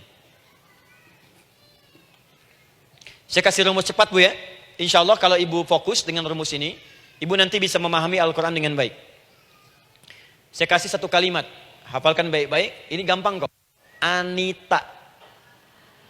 Ya, Anita. Sudah? Anita. Baik. Hamzah, nun, ya, ta. Satukan Anita. Kalau di dalam kalimat ibu baca Al-Quran, di depannya ada huruf hamzah ini, atau nun, atau ya, atau ta, maka itu rumus mudhari namanya. Gak usah dihafalkan mudharinya. Ya, gak usah dihafalkan sampai bikin misalnya satu ungkapan, Anita istrinya Pak Mudhari. Gak usah, gak ada kerjaan. Ya, gak usah dihafal. Saya hanya ingin tunjukkan pemahaman. Kalau ada bentuk seperti ini punya 3 makna. Kalau dalam bahasa Inggris itu disebut present, ya, continuous, dan future. Present, continuous, and future. Sekarang, terus, sampai kapanpun. Sekarang, terus berlangsung, continuous, and future. Sampai kapanpun, di masa depan. Ini bentuknya disingkat dengan rumus ini, Anita. Di dalam konteks pengabulan doa, kata Allah, ketika saya akan kabulkan. Kalau kamu punya masalah, kamu berdoa, saya akan kabulkan. Nah, kalimat Allah saya akan kabulkan ini, bentuknya menggunakan mudhari. Ada hamzah di depannya, ujib. Artinya apa? Kalau ibu sekarang berdoa, saya akan kabulkan, kata Allah. Terus kamu berdoa, saya akan jawab. Nanti pun punya masalah di masa depan, kamu berdoa, saya jawab juga. Jadi artinya, tidak ada doa yang sia-sia. Semua doa, ingat, sepanjang kita butuhkan, pasti Allah berikan. Doa itu, sepanjang kita butuhkan, pasti akan dijawab.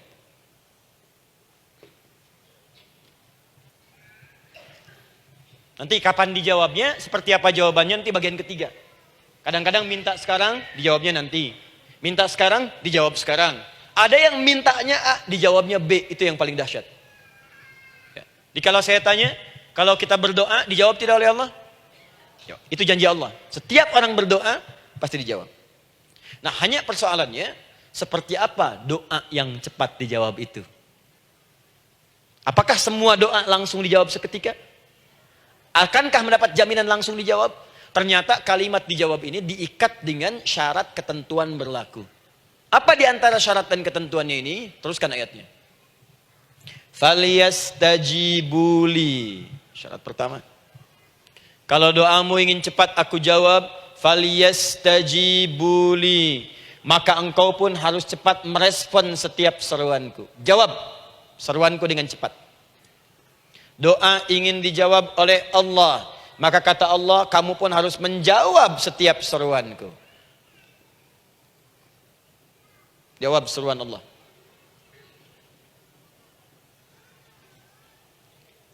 Ayo respon, adil. Maunya dapat gaji aja, kerja nggak mau. Ya? Apa ibu pikir duduk manis, santai di ruangan tengah, tiap bulan suami datang berikan uang belanja? Belum tentu. Kalau sikap tidak bagus, ya interaksi tidak mulia, maka belum tentu itu didapatkan. Maka syarat pertama kata Allah, kalau doamu ingin cepat aku jawab, maka setiap aku seru, cepatlah engkau kemudian kerjakan dan jawab itu. Jadi ternyata seruan Allah itu terkait berkelindan dengan pengabulan doa. Jadi ketika ibu diseru oleh Allah, diminta diperintahkan sesuatu oleh Allah, sebetulnya itu kunci untuk mendapatkan jawaban doa kita, Bu. Dipanggil kita, ayo cepat datang ke sini. Mau minta apa? Minta, saya kasih. Apa di antara kunci doa itu, Ustaz? Yuk kita lihat. Adalah jawaban dari seruan Allah. Apa di antara seruan Allah itu? Saya beri contoh satu misalnya. Allah perintahkan kita untuk sholat. Bahkan diseru, diingatkan 5 kali dalam sehari. Sholat. Bukankah kita diseru, Bu? Dipanggil 5 kali sehari untuk sholat? Allahu Akbar, Allahu Akbar. Ya? Diingatkan kan? Ayo ingat Allah, ingat Allah, ingat Allah, ingat Allah. Allah Maha Agung, Maha Besar semuanya. Dan seterusnya. Perhatikan baik-baik. Apa tujuan Allah menyeru kita dalam sholat? Ternyata bukan ingin memberikan beban ruku dan sujud. Bukan sujudnya yang penting. Karena semua makhluk tidak sujud pun tidak akan menurunkan status Allah sebagai Tuhan. Allah tetap Allah, gak ada ruginya. Yang rugi kita. Ternyata ketika disuruh sujud, disuruh ruku itu, ternyata yang ditunggu itu bukan ruku sujudnya. Allah nunggu, punya masalah apa? Mau minta apa? Karena itu dalam ilmu fikih, ibu buka semua kitab fikih. Salat itu secara bahasa disebut dengan doa. Nama lain dari doa adalah salat. As-salatu hiya doa. Salat adalah doa. Karena itu semua bacaan dalam salat doa semua. Coba lihat. Baru takbir Allahu Akbar, doa iftitah. Al-Fatihah doa, Bu, jangan dikira Al-Fatihah enggak ada doanya. Nih, nanti saya berikan cepat ya. Ini highlight dulu. Highlight dulu. Dalam salat itu ada 4 keadaan. Ingat ini baik-baik. Nanti ibu manfaatkan minimal zuhur lakukan. Ada berapa keadaan? 4. Ada 4 posisi, 4 keadaan dalam salat. Yang kalau ibu berdoa benar, meminta di situ dengan benar, itu seketika akan dikabulkan. Seketika. 1 saat berdiri. Berdiri. 2 saat ruku'. Ruku'. 3 saat sujud. 3 saat sujud. 4 sesaat sebelum salam. Berdiri, ruku', sujud, sesaat sebelum salam. Baik, sebelum saya bahas lebih jauh, saya ingin sampaikan dulu. Jadi ternyata ketika kita diminta oleh Allah menunaikan sholat, itulah cara kita memohon, Bu. Itulah waktu kita meminta. Dan dahsyatnya dalam sehari itu 5 kali ditungguin, Bu. Mana ada manusia di muka bumi ini buka pintu rumahnya 5 kali sehari, cuma untuk memberikan apa yang dibutuhkan. Sesoleh-solehnya Ustadz, gak ada yang mengatakan, ayo 5 kali sehari datang aja ke rumah saya. Kalau butuh apa-apa, ambil. Butuh kulkas, ambil kulkasnya. Butuh TV, ambil. Gak ada begitu. Allah itu maha baiknya, 5 kali sehari dipanggil. Dari subuh sampai zuhur. Kita bangun tidur aja, punya masalah nggak? Ayo minta, disuruh sholat 2 rakaat. Dan sholatnya nggak usah banyak-banyak, 2 rakaat aja dulu supaya nggak ada beban. Itu pun kadang-kadang masih lupa berapa rakaat kita sholat. Ya. Ayo sujud, disuruh minta, punya masalah nggak? Terus dari subuh sampai ke siang dipanggil lagi. Punya masalah lagi nggak? Disuruh zuhur 4 rakaat. Karena waktunya cukup panjang, suruh 4. Ayo minta. Ada masalah apa? Minta sujud kita. Minta mohon. Dari zuhur ke asar, ditanya lagi, ada masalah nggak? Panggil lagi. Ke maghrib sampai ke isya sebelum tidur. Supaya tidurmu enak, masalah nggak ada, tenang, nikmat, nyaman istirahatnya. Ada masalah nggak? Disuruh sholat lagi. Jadi kalau orang paham sholat itu kunci kebahagiaan, dia akan senang menunaikan sholat. Makanya ketika ibu bertanya, kenapa saya sholat? Dijawab oleh muadzin, hayya 'alas shalah, ayo sholat. Kenapa sih sholat? Hayya 'alal falah. Yuk bahagia. Ayo tenang. Yuk dapatkan apa yang kamu inginkan. Falah. Jadi kalau orang paham sholat itu menyelesaikan persoalan, tentu orang akan berbondong-bondong semangat untuk menunaikan sholat. Cuman sayang segelintir orang itu menilai sholat sebagai beban. Jadi sebagai kewajiban beban saja, makanya sholatnya nggak nikmat. Karakter di duhur, ayeuna asar deui. Tuh. Ya bagaimana doanya bisa dijawab? Anda datang pada orang, tapi datangnya dengan marah-marah. Datangnya dengan mencelanya. Ya bagaimana dia bisa memberikan kebutuhan Anda? Anda datang pada Allah dengan niat yang tidak ikhlas. Setelah itu kemudian menggunjingkannya, bagaimana bisa dijawab? Tuntutan tinggi. Tapi datang tidak membawa prestasi, ya bagaimana bisa diberi? Catat tuh, bikin status. Paham ya? Nah ini bagian pertama. Jadi cara pertama, respon kata Allah, seruan Allah. Rumus pertama sholat. Nah sekarang saya ajarkan lagi. Ini belum selesai nih Bu. Ini panjang bahasannya nih. Sampai jam berapa kita? 10 ya? Oh, banyak. Oh, mau sampai jam 5 silahkan. Saya jam 10 selesai. Ya. Lihat sini. Oke, saya punya sekitar 1 jam kurang ke depan. Saya ingin terangkan sedetil-detilnya gitu ya. Dan saya hanya menyampaikan isi Al-Quran. Quran, hadis, Quran, hadis. Sekarang gini, Ustadz saya sekarang paham, sholat berarti kunci untuk menyelesaikan masalah. Di sholat saya akan memohon. Sekarang Ustadz, bagaimana cara saya merespon sholat? Kan kata Allah, saya menyeru, respon gitu kan? Kita dipanggil sholat nih, Allahu Akbar, dipanggil. Bagaimana cara meresponnya? Sebelum minta. Awas, ibu ingin datang mengajukan proposal. Datang kepada wali kota, datang kepada gubernur, datang kepada presiden, datang kepada menteri sebelumnya. Bukankah ibu mempersiapkan diri? Penampilan ditata, proposal dibagus-bagusin, gitu kan? Yang paling hebat itu kadang-kadang malam-malam latihan depan cermin. Bapak wali kota yang saya hormati. Lihat semuanya tuh. Dan yang paling luar biasa, maaf ya, janjian jam 7 dengan Pak Wali Kota, datang jam 6 ke Balai Kota. Sekarang ibu punya janji dengan Allah. Janji itu sudah diketahui sebelum pertemuannya. Kalau tidak percaya, 5 waktu ini ibu sudah hafal Bu. Ya, bahkan disuruh ngapalin oleh Allah. Buka Quran surah ke-4. Surah ibu, surah mama, An-Nisa. Ayat 103, Quran surah 4 ayat 103. فَإِذَا قَضَيْتُمُ الصَّلَاةَ فَاذْكُرُوا اللَّهَ قِيَامًا وَقُعُودًا وَعَلَى جُنُوبِكُمْ فَإِذَا اطْمَأْنَنْتُمْ فَأَقِيمُوا الصَّلَاةَ. Lihat ujung ayatnya. Inna as-salata kanat 'alal mu'minina kitaban mawquta. Sungguh semua waktu salat itu telah ditetapkan waktunya bagi orang beriman. Itu terjemahan biasa. Kalau terjemahkan pakai ilmu balaghah, sungguh orang beriman itu hafal waktu-waktu salat. Tahu waktunya. Apalagi kalau di waktu itu ibu punya kepentingan, pasti hafal. Kalau ibu benar memprioritaskan sholat dan menilai sholat sebagai solusi hidup, menilai sholat sebagai kebutuhan, ibu pasti akan hafalkan itu Bu. Nih ya, ibu dapat bagian arisan nih, bulan ini misalnya. Dan memang bagian jatah ibu, demi Allah saya katakan, sebulan sebelumnya ibu sudah hafal tanggalnya kapan. Bahkan di kalender tuh diwarnain. Papa, bagian mama nanti bulan ini. Tuh. Dicatat semua, di tempat siapa, jam berapa, datang dengan penuh keceriaan dan kebanggaan. Luar biasa. Hanya untuk urusan dunia yang itu habis gitu. Jika dia tidak meninggalkan ibu, ibu yang meninggalkan dia duluan. Sekarang 5 kali sehari semua diberikan, bahkan lebih daripada dunia dan seisinya. Harusnya sih wajarnya dihafalkan waktunya dan ibu hafal. Ayo, subuh jam berapa sekarang? Lihat sini, bukan ke atas. Ditutup tuh. Tuh, sana tuh.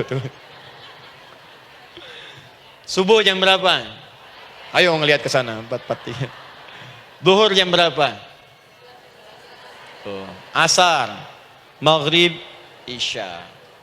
Itu kan kunci ibadah. Dan kunci ijabah. Kunci ibadah, kunci ijabah. Di situ ada pengabulannya.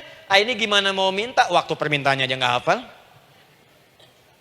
Gimana mau bermohon, datangnya aja telat. Karena itu, bagaimana cara merespon seruan Allah? Diaturlah di Quran surah kedua ayat 152. Paling kanan sebelah bawah. Quran surah kedua ayat 152. Ibu masih ingat? Bukankah sholat disebut sebagai zikir? Masih ingat? Ya, di surah ke-20 ayat 14.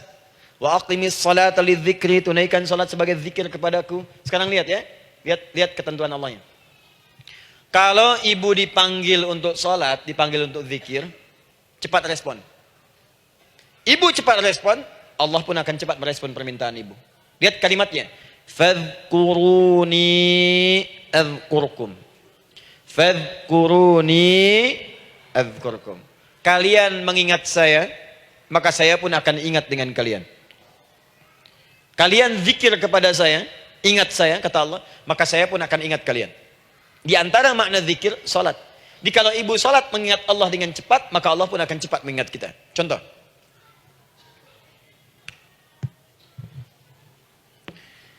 Saya ambil waktu subuh misalnya. Di Bandung 4-3-3.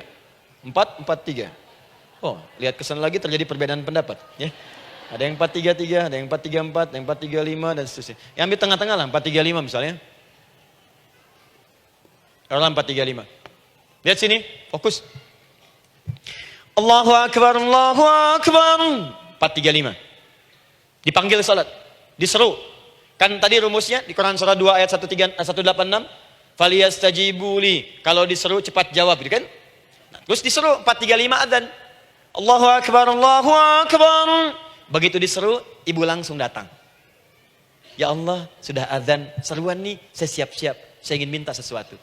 Nah, orang yang datang saat dia diseru Allah, dia pun datang kemudian untuk menyerunya, maka Allah pun akan menjawab apa yang ia mohonkan saat ia bermohon kepadanya. Perhatikan.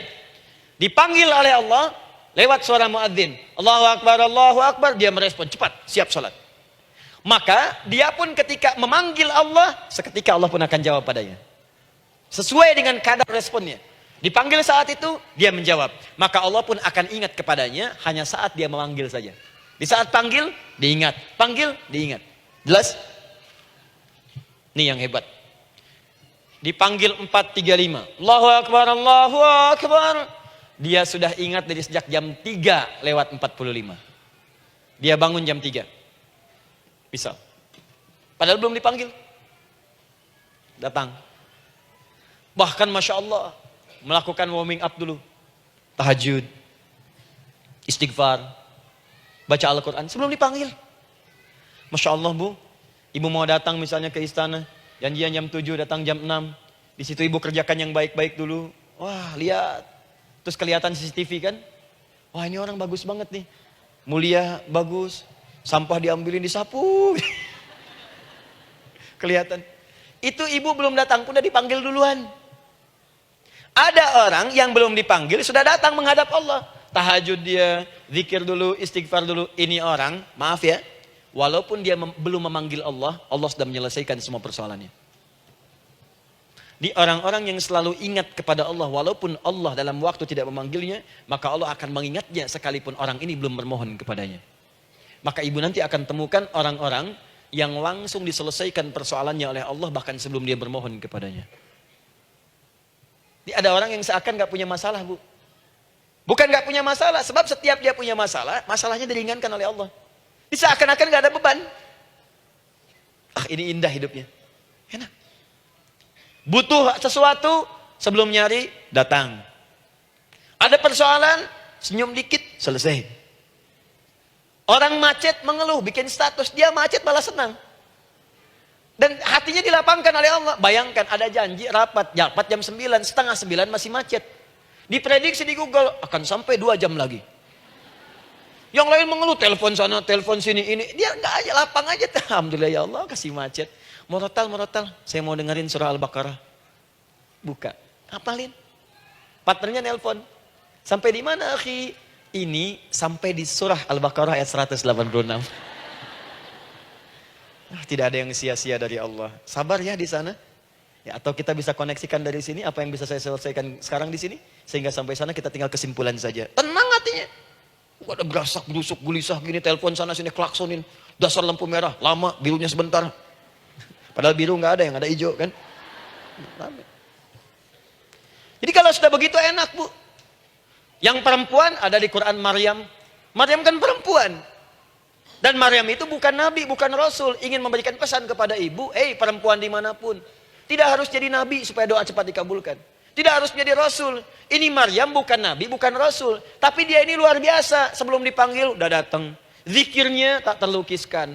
Mohon kepada Allahnya luar biasa. Menjaga diri dari hal yang dilarang oleh Allah. Apa hasilnya? Sebelum diberikan bahkan oleh pamannya, sudah ada kebutuhannya. Quran surah ketiga ayat 37. Kullama dakhala 'alaiha Zakaria al-mihraba wajada 'indaha rizqa. Setiap pamannya mau memberikan kebutuhan Maryam sudah ada di dalamnya, Bu. Tidak ada. Itu luar biasa. Mau makan, makanan ada. Mau anggur, anggur ada. Ya. Wah, itu luar biasa, Bu. Jadi bermohon bahkan sebelum waktunya. Sentuhlah ia tepat di hatimu, maka ia akan jadi milikmu untuk selamanya. Wah. Nah, itu doa tuh. Aduh, mana-mana. Paham? Tuh. Jadi kalau yang standar-standar saja itu biasa. Maka datang sebelum waktunya. Datang. Atau datang pas dipanggil. Standar. Jadi kalau 4.35 adzan, Allahu Akbar, Allahu Akbar. Ibu bangun. Siap sholat, siap sholat. Itu standar. Jangan dulu bahagia. Naikin lagi levelnya. Yang celaka itu ya ini nih. Dipanggil 4.35, baru bangun 5.34.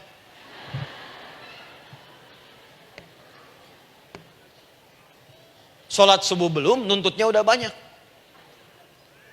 Ya Allah, kurang apa lagi aku bermohon kepadamu. Sudah aku meminta sekarang, sholat subuh aja belum. Jadi mana keadilannya? Jadi yang pertama, respon seruan Allah, disitulah Allah pun akan cepat merespon apa yang kita kemudian butuhkan. Jadi yang pertama lewat sholat ya Bu ya. Ingat sholat. Dan sholat itu tadi dari 4 posisi saya ajarkan yang pertama saja satu. Supaya nggak terlampau panjang ya. Berdiri Bu. Saya ajarkan satu. Setiap ibu dalam keadaan berdiri dan membaca Al-Fatihah. Pada kalimat Iyyaka na'budu wa iyyaka nasta'in. Ingat pada kalimat Iyyaka na'budu wa iyyaka nasta'in. Maka sertakanlah di hati kita. Apa persoalan yang dirasakan untuk bermohon kepada Allah. Saya ajarkan cepat. Kalau ibu mau belajar lebih detail, ikuti kajian kami di fikih sholat. Sifat sholat Nabi SAW. Nanti saya terangkan semua dalilnya. Insya Allah sepanjang yang saya ketahui. Baik. Dasarnya ini. Dasarnya. Quran surah ketiga. Ayat 38 sampai 39. Dan dikuatkan nanti di hadis qudsi. Ibu kenal Nabi Zakaria? Ya kenal ya. Ya selamat lah Bu. Alhamdulillah. Episode ke-15 kenal Nabi Zakaria. Luar biasa. Alhamdulillah. Nabi Zakaria punya persoalan. Sudah berumah tangga. Belum ada keturunan. Fisiknya sudah letih. Rambutnya sudah memutih. Dan mohon maaf istrinya divonis monopos dan mandul. Secara medis klinis. Apa yang beliau kerjakan? Sholat. Dalam sholatnya bermohon kepada Allah. Perhatikan permohonannya.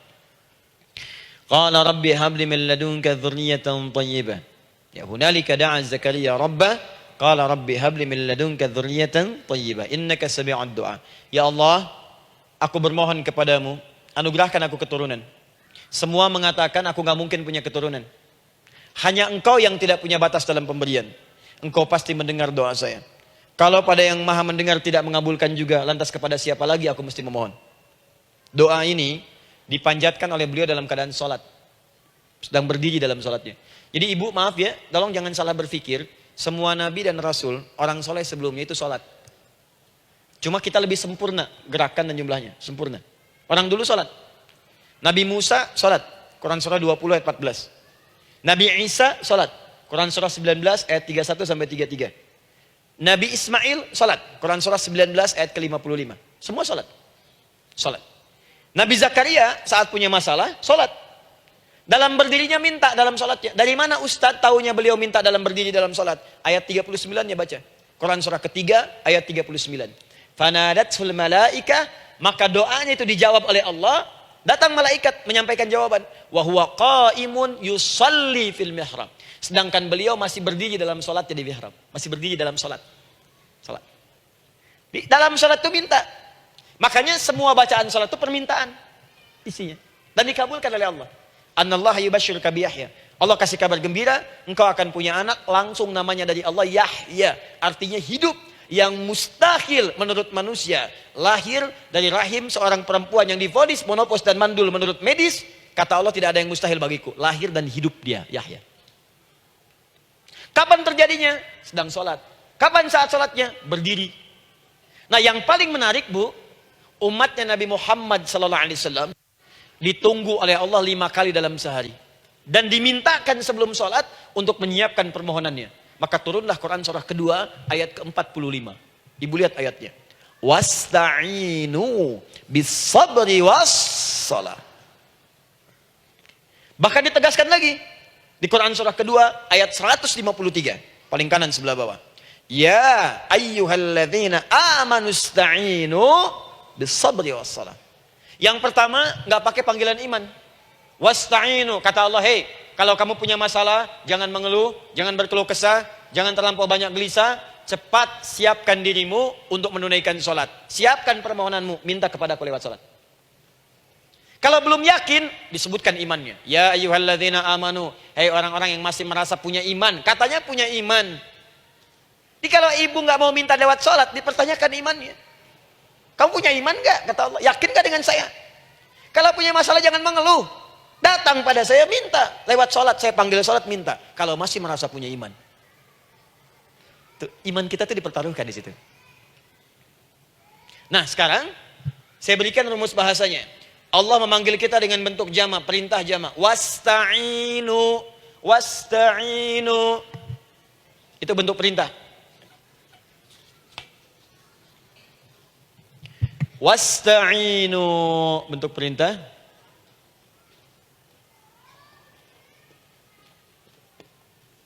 Wasta'inu.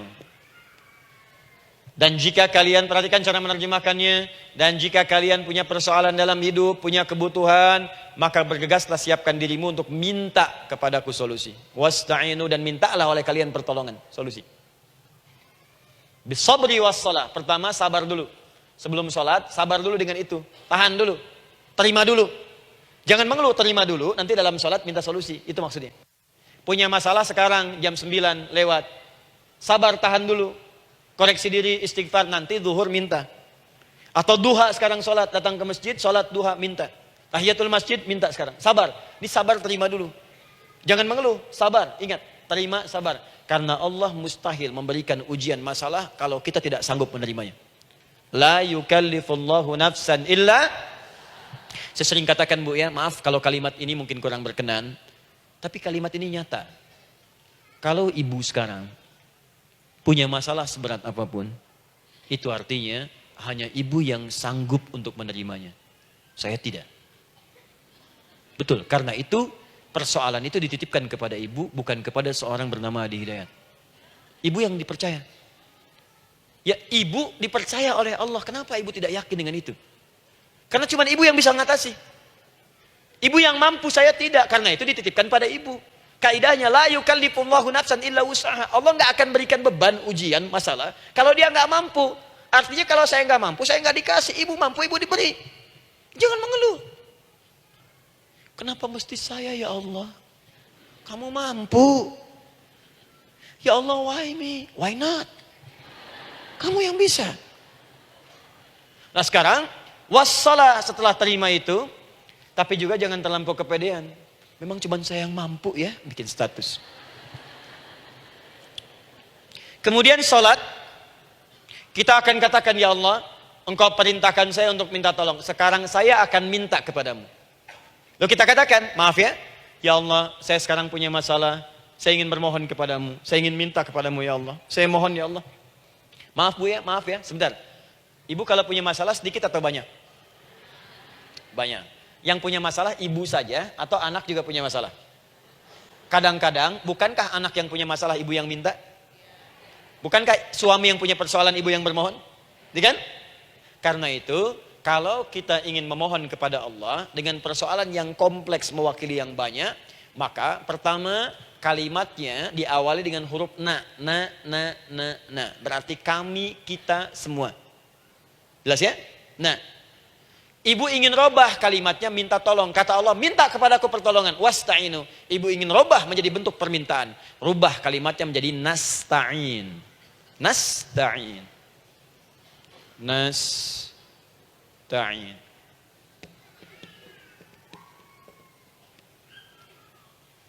Wasta'inu nasta'in. Minta kepada siapa tadi? Allah. Boleh minta kepada selain Allah? Tidak. Hanya kepada Allah saja? Hanya kepada Allah saja. Hanya kepadamu ya Allah. Tidak kepada yang lain. Maka kalimatnya menjadi iyyaka. Iyyaka. Hanya kepadamu saja ya Allah. Engkau berjanji. Kalau ada masalah minta aku berikan. Sekarang hanya kepadamu saja ya Allah. Aku bermohon. Maka kalimatnya namanya iyyaka nasta'in. Sekarang saya tanya kepada ibu, apakah dalam sholat ibu membaca kalimat iyyaka nasta'in? Tuh. Saya mau tanya, ibu bacanya saat ruku atau saat sujud? Berdiri. Gak ada orang ruku baca kalimat ini. Allahu Akbar. Iyyaka na'budu wa iyyaka nasta'in. Berdiri. Iyyaka na'budu wa sekarang saya bacakan hadis qudsinya. Tersambung dari Nabi sallallahu alaihi wasallam. Qala Rasulullah sallallahu alaihi wasallam, qala Allah azza wa jalla. Allah langsung yang berfirman lewat hadis qudsi. Perhatikan bahasanya. Qasamtus shalah baini wa baina 'abdi. Saya bagi dalam salat itu dua bagian, antara hak aku dan hak hambaku. Wali 'abdi ma sa'ala. Dan jika benar hambaku menunaikan kewajibannya dengan baik, menjaga hak-hak aku, maka pada saat itu apapun yang dia minta dalam salat aku akan berikan. Apapun. Kapan itu terjadi? Perhatikan kalimatnya. Idza qala al-'abdu, kalau hamba mulai membaca dalam salatnya, alhamdulillahi rabbil alamin. Alhamdulillahi rabbil alamin, qala Allah azza wa jalla, seketika Allah menjawab, hamadani 'abdi, hambaku sedang memujiku. Ibu ingat baik-baik Bu ya. Ingat baik-baik. Setiap ibu baca Al-Fatihah dalam salat itu Allah memperhatikan dan menjawab bacaan ibu. Tadi masih ingat ketika saya katakan wa idza sa'alaka 'ibadi anni fa inni qarib, Allah itu dekat. Ya. Wa idza qala al-'abdu ar-rahmanir rahim, kalau hamba melanjutkan ar-rahmanir rahim, qala Allah azza wa jalla, Allah langsung menjawab athna 'alayya 'abdi, hambaku sedang menyanjungku. Wa idza qala al-'abdu maliki yaumiddin, ketika hamba berkata maliki yaumiddin, qala Allah azza wa jalla, Allah menjawab majjadani 'abdi, hambaku sedang mengagungkanku. Sekarang perhatikan kalimat ini. Wa idza qala al-'abdu, jika seorang hamba berkata, iyyaka na'budu wa iyyaka nasta'in, ya Allah, sekarang hamba sholat, ibadah atas perintahmu. Dan hamba minta, ya Allah, hamba punya masalah, hamba punya persoalan, dan kau janjikan, minta dalam sholat. Qala Allah azza wa jalla, Allah jawab, hadza baini wa baina abdi, inilah perjanjian aku dengan hambaku. Wali abdi, kalau hambaku benar sholatnya sampai bacaan ini, masalah apapun yang dia minta sekarang aku akan kabulkan. Dalam berdiri. Cuman sayang, kadang-kadang dalam keadaan ini banyak yang tidak minta. Maka caranya saya sampaikan yang pertama, kalau ibu sudah sampai ke bacaan ini, iyyaka na'budu wa iyyaka nasta'in, sertakanlah dalam hati ibu. Gak usah dilafadzkan. Sertakan ibu punya masalah apa. Atau secara umum minta solusi. Minta. Nabi itu kalau sholat, Nabi SAW kalau sholat, Itu kalau baca ayat-ayat Quran, itu seringkali berhenti, Bu. Sering berhenti. Kalau dalam ayat doa, beliau berhenti, mohonkan dengan baik. Kalau ayat-ayat surga, minta supaya umatnya ke surga. Ayat-ayat neraka, mohon supaya umatnya dibebaskan dari neraka. Minta. Kesaksiannya banyak. Hudzaifah al-Yamani pernah salat di belakang Nabi, begitu. Abdullah bin Mas'ud radhiyallahu ta'ala anhu salat di belakang Nabi, begitu. Ubay bin Ka'ab radhiyallahu ta'ala anhu salat di belakang Nabi, begitu. Di kesaksian mereka sama semua. Makanya seringkali itu nggak sadar, enak salat dengan Nabi itu. Nyaman. Kalau baca ayat surga seakan-akan pengen cepat ke surga. Kalau baca ayat doa berdoa, jadi nggak sadar. Rakaat pertama 100 ayat aja Al-Baqarah. Ya, kadang-kadang lewat ke Ali Imran. Pernah rekornya 5 juz 4 halaman. An-Nisa ayat 176 baru berhenti. Ya walaupun besoknya nggak pada ikutan lagi.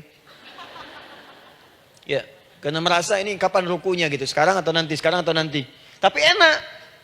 Nah saya ajarkan satu hal. Kalau kita sampai pada bacaan Al-Fatihah tadi, jeda sejenak Bu, rasakan itu, minta. Minta. Setelah itu, Allah ajarkan satu lafaz. Kalau lafaz ini benar dibacakan oleh ibu, benar dibacakan, maka seketika doa akan dijawab. Langsung dikabulkan. Apa bacaan itu? Nanti dalam pelajaran selanjutnya kita akan bahas ya, insya Allah. Masih ada waktu? Oh ya, kalau masih kita bahas ya. Masih. Ada sesi mau jawab pertanyaan dulu, diskusi dulu, atau saya teruskan sebentar? Teruskan ya. Baik, kalau kita sampai jam 10, saya jeda sampai ke 9.45. Jadi 15 menitnya kita bisa diskusi ya. Baik. Apa lafaz yang kita bisa mohonkan? Teruskan ayatnya. Ihdinas siratal mustaqim. Ihdinas siratal mustaqim. Ihdinas siratal mustaqim. Ini Bu, nanti Ibu lihat dalam kajian tafsir yang kami sampaikan. Juga dalam kajian fikih salat saya bahas dengan detail. Di sini singkat saja, singkat padat. Ihdina itu, ya Allah berikan kami hidayah. Berikan kami jalan. Berikan kami petunjuk. Tunjukkan kami jalan yang lurus. Kalimat ihdina asalnya dari kata hidayah. Hidayah, jamaknya hudan. Ihdina, berikan kami hidayah. Berikan kami hudan. Kalau tunjukkan kami jalan yang lurus, itu terjemahan Bu. Terjemahan. Kalau ibu ingin makna tafsir per huruf, per kalimat, bahkan per harokat, itu semua ada maknanya. Karena semua kalimat Quran itu mukjizat. Ihdina dari kata hidayah, hudan. Berikan kami hidayah. Hidayah dalam bahasa Arab itu banyak maknanya. Bisa solusi dari semua persoalan. Bisa jalan menuju kemudahan. Bisa kesuksesan. Bisa petunjuk. Banyak. Kalau dikumpulkan namanya hudan. Hudan. Makanya Al-Quran disebut hudan. Karena di Quran ada semua. Solusi ada, petunjuk ada, kemudahan ada. Dzalikal kitabu la raiba fi hudal. Al-Quran hudan. Syahrul Ramadan alladzi unzila fihi al-Quran hudan linnas. Isi Quran semua hudan. Di situ ada solusi. Di situ ada petunjuk. Di situ ada kemudahan. Kalau kita ingin minta semua itu, kalimatnya dikatakan fi'il amr lit talab. Permohonan dalam bentuk kalimat permintaan. Ihdina, berikan kepada kami hudan. Kalau sudah mengatakan ihdina artinya minta solusi, minta kemudahan, minta petunjuk. Jadi ketika ibu mengucapkan kalimat ihdinas siratal mustaqim, itu artinya ya Allah berikan kepada kami solusi dari masalah yang sedang saya hadapi. Berikan petunjuk dari persoalan yang sedang saya jalani. Berikan kemudahan ya Allah dari kesulitan yang tengah saya hadapi. As-siratal mustaqim, yang lurus, yang gampang. Karena jalan yang gampang itu lurus, gak berkelok Bu. Langsung ke tujuan. Saya mau ke sini jalannya belok-belok, gak langsung kan gak enak. Ibu mau ke satu undangan, jalannya belok sini, belok sini, belok sini, belok sini. Kelokan 9, kelokan 7, kelokan 8. Ya. Kan rasanya berliku. Ibu ingin mendapatkan solusi, tapi dilempar-lempar. Ke sini dulu, berkelok. Sini dulu, sini dulu, sini dulu. Kenapa gak ibu lurus dapatkan langsung? Dalam bahasa Arab, apalagi kalimat yang fasih, mendapatkan sesuatu dengan gampang, dengan mudah. As-siratal mustaqim, lurus ke tujuan, cepat, mudah. Apalagi ke surga nanti, tunjukkan kami jalan yang lurus, yang benar, hak dari Allah dan mudah didapatkan. Itu maksudnya. Ini bukan sekedar tunjukkan jalan yang lurus, solusi yang mudah, yang gampang, yang cepat. Paham di sini ya? Seperti orang-orang dulu mendapatkannya. Siratal ladzina an'amta 'alaihim. Seperti orang dulu mendapatkan semua kenikmatan ketika mereka bermohon kepadamu ya Allah. Siapa mereka? Ada 4 golongan disebutkan di Quran surah keempat ayat 69. Ada para nabi, orang-orang jujur siddiqin, para syuhada dan orang-orang soleh. Ya, wa may yuti'illaha wa rasul fa ulaika ma'al ladzina an'ama Allahu 'alaihim minan nabiyyina was-siddiqina wasyuhada was-shalihin. Para nabi dulu berdoa, ya Allah, saya ada masalah dikabulkan. Kita minta, ya Allah, sekarang saya berdoa, tolong kabulkan seperti nabi-nabi dulu dikabulkan. Nabi Ayub sakit berdoa dikabulkan. Kita sakit dikabulkan. Nabi Ibrahim ada ujian dikabulkan. Nabi Ibrahim punya ujian dengan anak. Kita ada ujian dengan anak, minta dikabulkan. Anak-anak berselisih, ada yang dendam, yang iri. Seperti anaknya Nabi Yakub. Nabi Yakub berdoa dikabulkan, kita minta dikabulkan. Ada syuhada, berdoa dikabulkan, kita minta dikabulkan. Orang soleh berdoa, minta dikabulkan, kita minta dikabulkan. Ya Allah, seperti engkau kabulkan doa orang-orang dulu yang melahirkan nikmat, mohon kabulkan kami yang minta sekarang dan mendapatkan kenikmatan itu. Itu maksudnya. Ya, siratal ladzina an'amta 'alaihim. Siapa an'amta 'alaihim di sini? Ulaikal ladzina an'amallahu 'alaihim. Sama persis kalimatnya. Minan nabiyyina was-siddiqina wasyuhada'i was-shalihin. Ini jangan diartikan sebatas terjemahan. Walaupun di musim haji sekarang itu bisa dipakai. Saya tugas 2010 di Mekah. Ada jemaah kesasar, lupa maktab. Kemudian ingin balik, nggak tahu jalan. Dia ketemu askar. Askar nggak bisa bahasa Indonesia, dia nggak bisa bahasa Arab. Tapi dia hafal Al-Fatihah. Datang kepada askar, dia tunjukkan gelangnya. Pak, ihdinas siratal mustaqim. Tunjukkan saya jalan yang lurus. Ikutin gelang. Askar gak bisa bahasa Indonesia. Dikasih bahasa Arab gak paham-paham. Tapi askar ini pun cerdas. Dia tunjuk, dia lihat gelangnya. Oh, maktab sana. Siratal ladzina an'amta 'alaihim ghairil maghdubi 'alaihim waladdallin. Lurus, jangan belok-belok. Kalau belok nanti engkau tersesat atau dicaci maki orang. Maghdub ya dicela orang. Dhalin tersesat, kan? Jangan dicela, jangan sesat, lurus.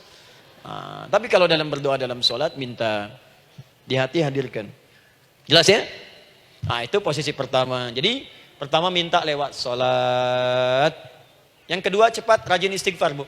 Saya cepat ya, rajin istighfar. Saya ada 7 menit lagi. Ibu rajin istighfar. Astaghfirullah, astaghfirullah, astaghfirullah, astaghfirullah. Itu yang paling singkat. Astaghfirullahaladzim, astaghfirullahaladzim, astaghfirullahaladzim. Itu yang menengah. Astaghfirullahaladzim, alladzi la ilaha illa huwal hayyul qayyum wa natubu ilaihi. Astaghfirullahaladzim, alladzi la ilaha illa huwal hayyul qayyum wa natubu ilaihi. Astaghfirullahaladzim, alladzi la ilaha illa huwal hayyul qayyum wa natubu ilaihi. Itu yang cukup panjang. Ibu rajin istighfar. Orang yang rajin istighfar itu diantara yang disebutkan dalam riwayat-riwayat adalah orang-orang yang cepat dijawab doanya. Hanya dengan istighfarnya. Jadi dia tuh punya keinginan, dia nggak katakan. Jadi keinginan di benaknya dia, terus dia istighfar. Astagfirullah, astagfirullah, astagfirullah. Itu kalau benar rajin istighfar, seketika dikabulkan. Cepat. Ada seorang yang hidup, ini tukang roti. Di zaman Imam Ahmad bin Hanbal. Saya pernah kisahkan ini di beberapa keadaan. Orang ini itu ahli istighfar. Jadi maaf ya Bu ya, bukan istighfarnya pas ada keperluan aja, bukan. Ada ta'lim ustaz tadi, sab pertama astagfirullah, astagfirullah, astagfirullah, bukan. Besok ada arisan, astagfirullah, astagfirullah, bukan. Jadi bukan ada keperluan istighfar, bukan. Orang ini membiasa istighfar. Jadi setiap mengerjakan apapun dia istighfar. Mau minum, bismillah, astagfirullah, astagfirullah. Dia setiap buka adonan, astagfirullah, astagfirullah. Nah satu ketika, Imam Ahmad itu nggak tahu kenapa, pengen datang ke daerah itu. Ya kalau misalnya ibu tinggal di Cicahem, misalnya kan Imam Ahmad tiba-tiba pengen ke Cicahem aja. Terus karena lelah, mampir ke masjid. Istirahat di dalam masjid. Tiba-tiba kata penjaga masjidnya, DKM-nya, marbotnya, ya Syekh, idhab, pergi, nggak boleh tiduran di sini. Kata Imam Ahmad, saya kan cuma numpang istirahat, nggak boleh keluar. Dan dia nggak tahu kalau itu imam besar. Dan Imam Ahmad itu sudah populer Bu, sangat famous, familiar. Cuman orang kan nggak pernah lihat wajahnya. Dulu kan nggak ada Facebook, nggak ada Instagram, nggak ada handphone, nggak ada apa-apa. Jadi kalau orang terima Ahmad, ya Ahmad aja kemana-mana. Oh, no, Imam Ahmad, dia Imam Ahmad, Imam besar, Imam Syafi'i, Imam besar. Tapi nggak pernah lihat. Sekarang kan udah kelihatan. Ya, udah kelihatan. Sekarang banyak. Makanya orang dulu tuh senang begitu tahu, dikasih tahu, Nabi aja ke Madinah Bu, nggak ada yang tahu kalau itu Nabi Muhammad kalau belum pernah lihat. Karena beliau di bawah, Abu Bakar di atas. Abu Bakar kan naik kan, untanya Nabi. Nabi Muhammad pas di bawah gantian tuh di jalan. Orang mengira yang di atas unta Nabi Muhammad. Padahal Nabi Muhammad yang jalan kaki, nggak kelihatan. Makanya responnya boleh ketika tahu Nabi, senang luar biasa. Minta doa, minta ini, minta itu. Orang sekarang tidak. Karena sering banyak lihat di TV, media sosial, begitu ketemu, minta foto. Ini lain kisahnya. Nggak tahu dia, pergi keluar. Kata Imam Ahmad, ya sudah, keluar beliau. Nggak mau ribut. Istirahat di luar. Di pelataran. Di sini juga nggak boleh. Lihat kalimatnya. Barwah, keluar, pergi. Barwah itu kasar, Bu. Begitu kemudian didebat lagi, saya cuma di luar. Rawah itu dari kata roh, Bu. Itu paling kasar. Artinya keluar dengan roh-rohnya sekalian. Rohnya pun jangan di sini. Ya. Jadi kalau ibu nanti di Masjidil Haram misalnya kan, ada kalimat itu artinya kesel, Bu, askarnya. Ya. Keluar. Misalnya idza bi anti. Enggak mau, saya mau di sini. Ya. Barwa, pergi. Sampai ke rawah dengan roh-rohnya. Itu artinya ibu disuruh pergi. Ya, bukan jangan mengelak lagi. Rawah. Saya bukan rawah, saya rohayati. Suruh pergi. Pergi. Imam Ahmad pergi tuh akhirnya. Pergi, di jalan kelihatan ada tukang roti tadi. Begitu kelihatan capek lah dipanggil, Syekh, kayaknya lelah, istirahat di sini. Dan tukang roti pun nggak tahu kali itu Imam Ahmad. Begitu istirahat, duduk, kelihatan Imam Ahmad setiap buka adonan, astagfirullah. Bikin lagi, astagfirullah. Imam Ahmad tahu faidah itu. Tapi ingin menguji tukang roti ini, ditanya. Ya akhi, kamu ini kenapa setiap Anda menanam adonan itu, tepung itu, Anda mengucapkan istighfar? Astagfirullah. Perhatikan jawabannya. Wallahi demi Allah, tidak pernah saya beristighfar dalam setiap aktivitas saya, kecuali Allah selalu mengabulkan doa yang saya mohonkan. Di setiap minta, astagfirullah, itu dikabulkan. Cuman satu yang sampai sekarang belum terkabul. Apa itu kata Imam Ahmad? Saya ini selalu bermohon kepada Allah, ya Allah, mohon sebelum saya wafat atau setelah ia wafat, pertemukan saya ya Allah dengan Imam Ahmad bin Hambal. Sebelum saya yang wafat atau wafat Imam Ahmad. Kata Imam Ahmad, astagfirullah. Allahu Akbar. Itu mungkin yang memperjalankan saya kemari. Tiba-tiba pengen ke sini, sampai diusir keluar dari rumah Allah dari masjid, sampai di sini karena istighfar Anda. Sayalah Imam Ahmad bin Hambal. Astagfirullah. Imam Ahmad ke situ datang. Tolong jangan lakukan pada saya. Salah di hidayat ya Allah. Astagfirullah. Saya jawab lagi dari sana. La haula wala quwata illa billah. Ini istighfar. Nah, kapan istighfar yang baik? Istighfar yang baik dilakukan setelah tahajud sebelum fajar. Saya ulang ya. Setelah tahajud sebelum fajar.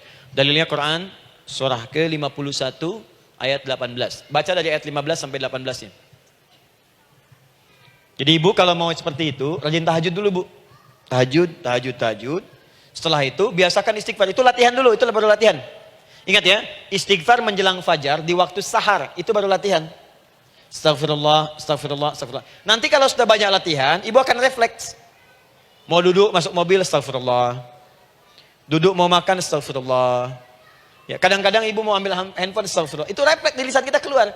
Ahli istighfar itu gak direncanakan keluar di lisannya. Astagfirullah. Kalau sudah seperti itu, berbahagialah. Karena apapun kadang ibu inginkan, sepanjang itu ibu butuhkan, seketika dikabulkan. Ya. Yang ketiga, yang terakhir. Sudah 9:45, boleh sedikit? Ya, yang terakhir ya, terakhir. Jangan khawatir, setelah ini selesai. Jangan khawatir. Yang ketiga, ini amalan yang paling dahsyat. Jadi yang pertama, minta, dikabulkan. Yang kedua, baru istighfar, dikabulkan. Yang ketiga, nggak ngapa-ngapain, dijawab. Artinya baru terbersit, ada keinginan, jawab seketika. Amalan yang ketiga ini adalah amalan yang dikerjakan karena cinta kepada Allah Subhanahu wa taala. Mahabbatillah, kecintaan kepada Allah. Amalan yang dikerjakan karena cinta kepada Allah Subhanahu wa taala. Amalannya mencintai Allah. Beda, Bu. Salat dengan cinta dibandingkan dengan sholat karena memenuhi kebutuhan atau kewajiban saja, itu akan lain. Ibu kalau benar-benar mencintai Allah, maka dalam sholat pun persiapannya akan beda. Saya beri contoh gini ya. Dari pakaian akan lain kata Al-Quran. Quran surah 7 ayat 31. Ya bani Adam khudhu zinatakum inda kulli masjid. Hei anak cucu Adam, kalau ada panggilan dari masjid, kenakan pakaian terindahmu. Di orang-orang yang mencintai Allah saat akan sholat, dia akan perhatikan dari pakaiannya. Jauhkan dari yang haram. Terus cari yang paling baik yang dia kenakan. Gak akan sembarangan. Kalau ibu pakai mukena juga cari mukena yang paling indah. Bukan karena pengen dilihat orang. Karena ingin Allah menyaksikan sholat ibu dalam keadaan yang sempurna. Wudu tuh hati-hati gitu. Quran surah ke-5 ayat ke-6. Ya ayyuhalladzina amanu idza qumtum ila shalah faghsilu wujuhakum wa aydiyakum ilal marafiq wamsahu bi ru'usikum wa arjulakum ilal ka'bain. Jika ada orang beriman mencintai Allah, mau salat, dia mau wudu, wudunya enggak akan sembarangan, Bu. Cuman basuh. Ya, bagian kepala juga harusnya kepala, dia rambut, takut selesai. Sampai ke kaki cuma disodorkan di keran, beres. Itu sih anak kecil juga bisa. Orang ini lain. Dia akan pelan-pelan dilihat secara sempurna. Hati-hati, kerjakan karena Allah, karena ingin baik. Kalau orang sholat hanya kebutuhan saja, maka yang penting dia takbir sampai salam selesai. Tapi ini tidak, dia akan pelajari bagaimana Nabi mengajarkan sholat yang benar. Bagaimana bacaan saya benar. Dia belajar ngaji supaya benar bacaan Fatihahnya. Dia belajar dengan baik supaya khusyuk di dalam sholatnya. Dia pahami satu-satu. Apa artinya Allahu Akbar? Apa artinya Subhana Rabbiyal Azim? Apa artinya Subhana Rabbiyal A'la? Apa artinya Sami Allahu liman hamidah? Dipahami. Di begitu dia sholat baru takbir sudah paham misinya. Jika ada orang seperti ini, dia mengerjakan apa yang Allah perintahkan karena cinta dengan Allah. Dia berzakat karena ingin mencintai Allah. Dia berinfak karena cinta dengan Allah, bukan karena uangnya. Pokoknya kalau orang cinta itu, Bu, setiap pecinta dia akan memberikan apapun pada yang dicintai. Walaupun tak diminta. Dan pecinta itu sifatnya, kalau yang dicintainya senang sesuatu, akan otomatis ikut senang. Ibu misalnya senang ya dengan pasangan sebelum menikah. Pasangan senang kucing, ibu akan terpaksa senang kucing. Ibu cinta dengan anak, semua akan diikuti apa yang diinginkan. Seperti itu, cinta itu butuh pembuktian. Karena itu sering saya katakan pada akhwat ya yang belum menikah, yang masih muda-muda belum menikah, cinta itu butuh pembuktian. Jadi jangan percaya kalau ada orang yang bicara di lisannya nggak ada buktinya. Aku akan seperti Dilan, membawamu dalam motorku. Katakan padanya, aku tak butuh dengan rayuan kata-katamu. Itu hanya angin surga. Yang kubutuhkan, tuliskan namaku di buku nikah kita. Wah, catat. Itu caranya. Main ke Taman Dilan, cuman boncengan. Seakan dunia milik berdua, yang lain gak ada. Gombal. Udah ya? Jelas? Jadi, amalan yang ketiga ini, kerjakan karena Allah. Saya mau contohkan satu. Ibu pernah dengar Imam Malik bin Anas? Pernah ya? Gurunya Al-Imam Asy-Syafi'i, Imam Malik bin Anas, lahir di kisaran tahun 94-95 Hijrah. Siap, Kang Dan. Wah, ini terakhir nih, saya tutup nih. Benar-benar terakhir. Betul-betul. 10 menit lagi kalau ada nanti tanya jawab, sedikit. Imam Malik ini, Bu, itu Masya Allah. Saking cinta pada Allah dan Rasul, itu tidak pernah, jangankan sholat. Dalam beliau memberikan fatwa pun akan mencari pakaian yang paling bagus, paling indah. Dan beliau menjaga adab dalam menyampaikan kalimat Nabi pun itu luar biasa. Sampai satu kali pernah pakai jubah bagus, indah, ada lebah menyengat di kepalanya, sedang menyampaikan hadis. Saking hormatnya terhadap hadis Nabi, lebah itu dibiarkan menyengatnya. Nggak mau memutus kalimat Nabi, hadis Nabi hanya untuk mengusir lebah, dibiarkan sampai tersengat. Apa yang Allah berikan kepada beliau? Allahu Akbar. Satu kali singkat berdiskusi dengan muridnya Al-Imam Asy-Syafi'i. Kata Al-Imam Asy-Syafi'i, ya guru, setahu saya rizki itu dicari dulu baru dikasih. Imam Malik lebih tinggi ilmunya pada saat itu. Beliau tahu ada 8 jenis rizki. Ya Syafi'i, ada rizki yang tidak perlu dicari, Allah berikan. Wah, berdebat tuh sampai berpisah. Setelah itu secara singkat Imam Asy-Syafi'i lewat di kebun anggur sedang panen anggur besar. Tiba-tiba tergerak untuk membantu, datang ke situ bantu. Begitu selesai dikasih hadiah anggur banyak, besar-besar, indah, enak, gitu kan? Ketika diberi itu langsung senang beliau. Bukan karena anggurnya, karena merasa pendapatnya benar. Jadi begitu bekerja baru dapat. Dibawalah anggur ini diberikan pada gurunya. Perhatikan adabnya terhadap guru. Kalau ibu adabnya bagus pada guru, keberkahan dapat, ilmunya pun menghunjam di jiwa. Imam Syafi'i nggak merasa benar, tapi memberikan sebuah jawaban dengan adab. Guru, tadi itu ada panen anggur, saya mencoba membantu. Begitu saya bantu, dikasih anggur, dikencangkan kalimatnya. Begitu saya bantu, dikasih. Dibantu dulu, baru dikasih. Kalau saya nggak bantu, saya nggak dikasih. Apa jawab Imam Malik? Imam Malik tersenyum, tertawa. Tabassama dhahika. Masya Allah, Syafi'i, bahasa kita. Tadi itu saya keluar, mau ngajar. Siang-siang terik begini, saya kepikiran, ya Allah, kalau makan anggur yang enak-enak, enak banget sekarang ini. Ada anggur sekarang. Tuh. Murid berikhtiar, guru mendapatkan hasil. Setelah itu Asy-Syafi'i naik dan jadi bintang di zamannya, sampai kekinian pun luar biasa. Dan mendapatkan barakah gurunya, seperti gurunya dapatkan, muridnya pun meraihnya. Itulah 3 cara bagi kita untuk bermohon kepada Allah. Jika ingin dipercepat oleh Allah, bisa lewat salat, bisa lewat istighfar, bisa juga dengan menciptakan amalan-amalan, atau mengikuti amalan-amalan yang dicintakan atau ditujukan untuk mencintai Allah Subhanahu wa taala. Ibu bisa paham ini? Baik. Kemudian berdoa. Tapi yang jadi masalah, Ustadz, ketika berdoa kok belum dikabulkan juga? Apa ciri doa dikabulkan? Seperti apa kita tahu doa kita dikabulkan? Itu mungkin kita bahas di episode yang berbeda insyaallah. Alhamdulillahi rabbil alamin, arrahmanir rahim, maliki yaumiddin. Iyyaka na'budu wa iyyaka nasta'in. Ihdinas siratal mustaqim. Siratal ladzina an'amta 'alaihim ghairil maghdubi 'alaihim waladdallin. Allahumma nahmaduka hamdan syakirin, hamdan na'imin, hamdan yuwafi ni'amahu wa yukafi'u mazidah. Ya Rabbana lakal hamdu wa lakal syukru kama yanbaghi li jalali wajhikal karim wa li 'azimi sultanik. Allahumma salli wa sallim barik ala rasulikal karim, nabiyyikal amin, sayyidina Muhammadin wa ala alihi wa sahbihi wa ummatihi ila yaumiddin. Allahumma rabbana ya al-ghafur rahim, la tada' lana fi maqamina hadha fi kulli maqamin dhanban illa ghafartah. Duhai Allah, kami bermohon kepadamu, Engkau yang maha pengampun, Engkau yang maha penghapus segala dosa. Kami mengakui kami berbuat salah, kami mengakui banyak dosa kami kumpulkan. Maka kami mohon kepadamu ya Allah, jangan biarkan ada satu orang pun berada di sekitaran majlis ta'lim ini, kecuali sebelum ia pulang Engkau telah ampuni segala dosa-dosanya. Engkau telah gugurkan dan hapuskan segala dosa-dosanya. Wala hamman illa farajtah. Ya Allah, jika ada satu orang pun di antara jamaah saat ini yang merasakan kegelisahan dalam hatinya, jangan biarkan dia meninggalkan area majlis ta'lim ini, kecuali Engkau telah tenangkan keadaan hatinya. Allahumma wala maridan illa syafaitah. Jika ada di antara kami yang tengah Engkau uji dengan penyakit seberat apapun, maka mohon angkat dan sembuhkan segala penyakitnya. Allahumma wala dainan illa qadaitah.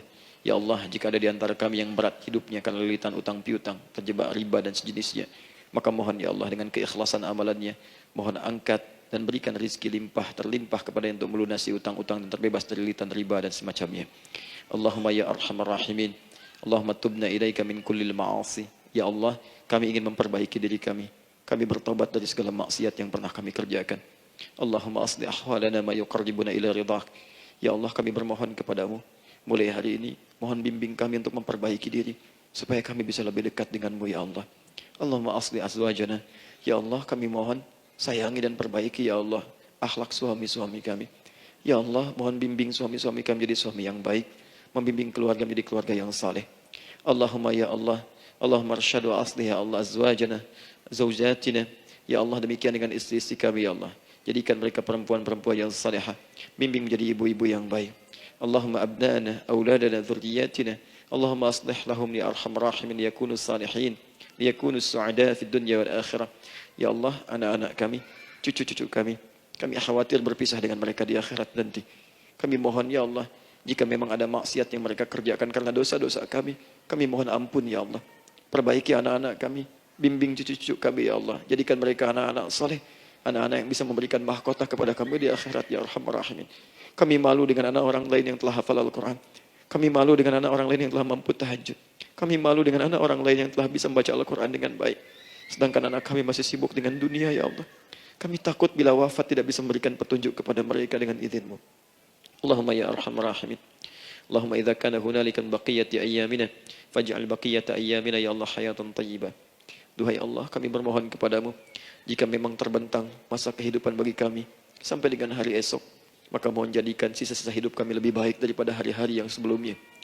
وإذا كان هذا اليوم من آخر أيامنا فاجعل يا الله هذا اليوم حسن الخاتمة.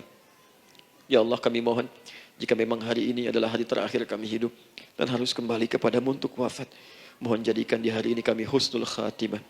Allahumma qawwi lisanana ila kulli kalimat at-tauhid la ilaha illallah Muhammadur Rasulullah. Ya Allah, kami mohon jika kelak kami akan wafat, ringankan lisan kami untuk mengucapkan kalimat tauhid la ilaha illallah Muhammadur Rasulullah. Wa ajib kalimatan biqaulika ya ayyatuhan nafsul mutmainnah irji'i ila rabbika radiyatan mardiyah fadkhuli fi ibadi wadkhuli jannati. Ya Allah, kami mohon kelak nanti dalam sakaratul maut nanti, jika kami bermohon kepadamu dengan kalimat tauhid la ilaha illallah, mohon jawab kalimat kami ya Allah dengan panggilanmu yang indah. Ya ayyatuhan nafsul mutmainnah, hai jiwa yang sudah tenang, irji'i ila rabbika radiyatan mardiyah, hai cepat pulang menghadap kepada Rabbmu. Hai cepat pulang menghadap kepada Rabbmu. Hai cepat pulang menghadap kepada Rabbmu. Aku ridha dengan semua amalmu, engkau pun akan ridha dengan semua pemberianku. Adkhuli fi ibadi wadkhuli jannati. Engkau aku masukkan dalam golongan hambaku, aku siapkan surga untuk menyambutmu. Allahumma ishtaqna bi Rasulillah sallallahu alaihi wasallam. Ya Allah, kami rindu sekali dengan Rasulullah sallallahu alaihi wasallam. Lam na'ish ma'ahu fil hayat wa lam narahu fil manam. Kami belum pernah hidup bersama beliau di dunia, tidak mampu menatapnya di alam mimpi. Maka mohon ya Allah, jangan biarkan kami berpisah dengan Rasulullah di akhirat nanti ya Rabbal Alamin. Jumpakan kami dengan Rasulullah di Taman Firdausmu yang paling indah. Allahumma ya arhamar rahimin. Allahumma rizqna yusra ya Allah. Likulil hujjaj. Ya Allah, anugerahkan kemudahan, kelapangan kepada para jemaah haji yang berhaji tahun ini ya arhamar rahimin. Allahumma taqabbal minhum ya Allah hajjahum, sa'yahum sa'yan mashkura, wa dhanbahum dhanban maghfura, wa tijaratahum tijaratan lan tabur. Ya Allah, jangan sia-siakan pengorbanan fisik mereka, biaya mereka, waktu mereka, tenaga mereka, emosi mereka. Terima haji mereka ya Allah. Jadikan sa'i mereka berhasil, tawaf mereka benar. Jadikan seluruh manasik yang kau ridhai ya arhamar rahimin. Allahumma ya Allah, rizqan hasanan tayyiban liyahujju kulla man lam yahujj ya arhamar rahimin. Ya Allah, bagi kawan-kawan kami, kerabat kami, saudara kami, tetangga kami yang belum berhaji, maka anugerahkan kemudahan bagi mereka untuk berhaji ya Allah. Anugerahkan kelapangan untuk berhaji ya Allah. Sekalipun memang tidak terbuka kesempatan itu, maka mohon anugerahkan sifat mabrur kepada kami sekalipun tidak mendapati ibadahnya. Allahumma ya arhamar rahimin. Allahumma rizqna ya Allah nikmatan salihah. Ya Allah, anugerahkan kepada kami nikmat untuk menjadi orang saleh di dunia dan kembali kepadamu di akhirat dalam keadaan saleh. Alhiqna bis salihin ma'al ladzina an'amta 'alaihim minan nabiyyin was-siddiqin wasyuhada was-salihin wa hasuna ulaika rafiqa. Ya Allah, kumpulkan kelak kami di surga dengan para nabi, orang-orang saleh, para syuhada, orang-orang yang benar di hadapanmu. Itulah nikmat terbaik yang mampu kami dapatkan. Allahumma ya Rabb, Allahumma aslih Allah qulubana, ati anfusana taqwaha, wa zakkiha anta khairu man zakkaha, anta waliyuha wa maulaha. Ya Allah, jika memang kami telah engkau anggap baik sampai dengan pagi hari ini, maka mohon jaga kami dalam keadaan baik sampai wafat ya Allah. Berikan kami kekuatan untuk istiqamah, jauhkan kami dari pengaruh nafsu ya arhamar rahimin. Ya Allah, jika ada saat ini orang-orang yang menyakiti kami ya Allah, berkhianat kepada kami ya Allah, menzalimi kami, maka mohon ampuni dosa mereka ya Allah. Maafkan mereka ya Allah. Bimbing mereka untuk sadar dan bertobat ya Allah. Titipkan dalam jiwa kami sifat untuk saling menyayangi ya Allah. Titipkan dalam jiwa kami sifat untuk saling memaafkan ya Allah. Titipkan dalam jiwa kami sifat untuk bisa memperhatikan ya Allah. Allahumma ya Rabb, Rabbana atina fid dunya hasanah wa fil akhirati hasanah wa qina adzabannar. Bifadlika subhana rabbika rabbil izzati amma yasifun. Wassalamun alal mursalin wa akhiru da'wana alhamdulillahi rabbil alamin. Sebelum saya akhiri dengan doa kifaratul majlis dan salam, saya ingin ucapkan terima kasih pada seluruhnya untuk ta'lim kita di pagi hari ini. Semoga Allah menerima semuanya dan semoga Allah muliakan. Dan terkhusus juga untuk Kang Daan, terima kasih untuk kali ini dan semoga istiqamah dalam kebaikan dan Masya Allah amin, amin. Beliau menginspirasi dan saya ingin menjadikan juga beliau sahabat dalam kehidupan untuk seluruhnya. Amin. Dan sahabat terbaik selalu memberikan yang terbaik untuk sahabatnya. Karena itu di pagi hari ini saya ingin sampaikan kepada Bapak Ibu sekalian, Bapak mungkin yang hadir, Ibu yang hadir, saya ingin berikan pada sahabat saya satu anugerah yang mungkin Allah titipkan. Saya akan ajak Kang Daan untuk menunaikan ibadah umrah dengan saya di bulan September insyaAllah. Saat kami akan berangkat pada tanggal 9 September tahun 2019. Saya kira itu dan semoga bermanfaat insyaallah. Jazakallah khairan. Baik. Semoga Allah muliakan untuk semuanya. Terima kasih.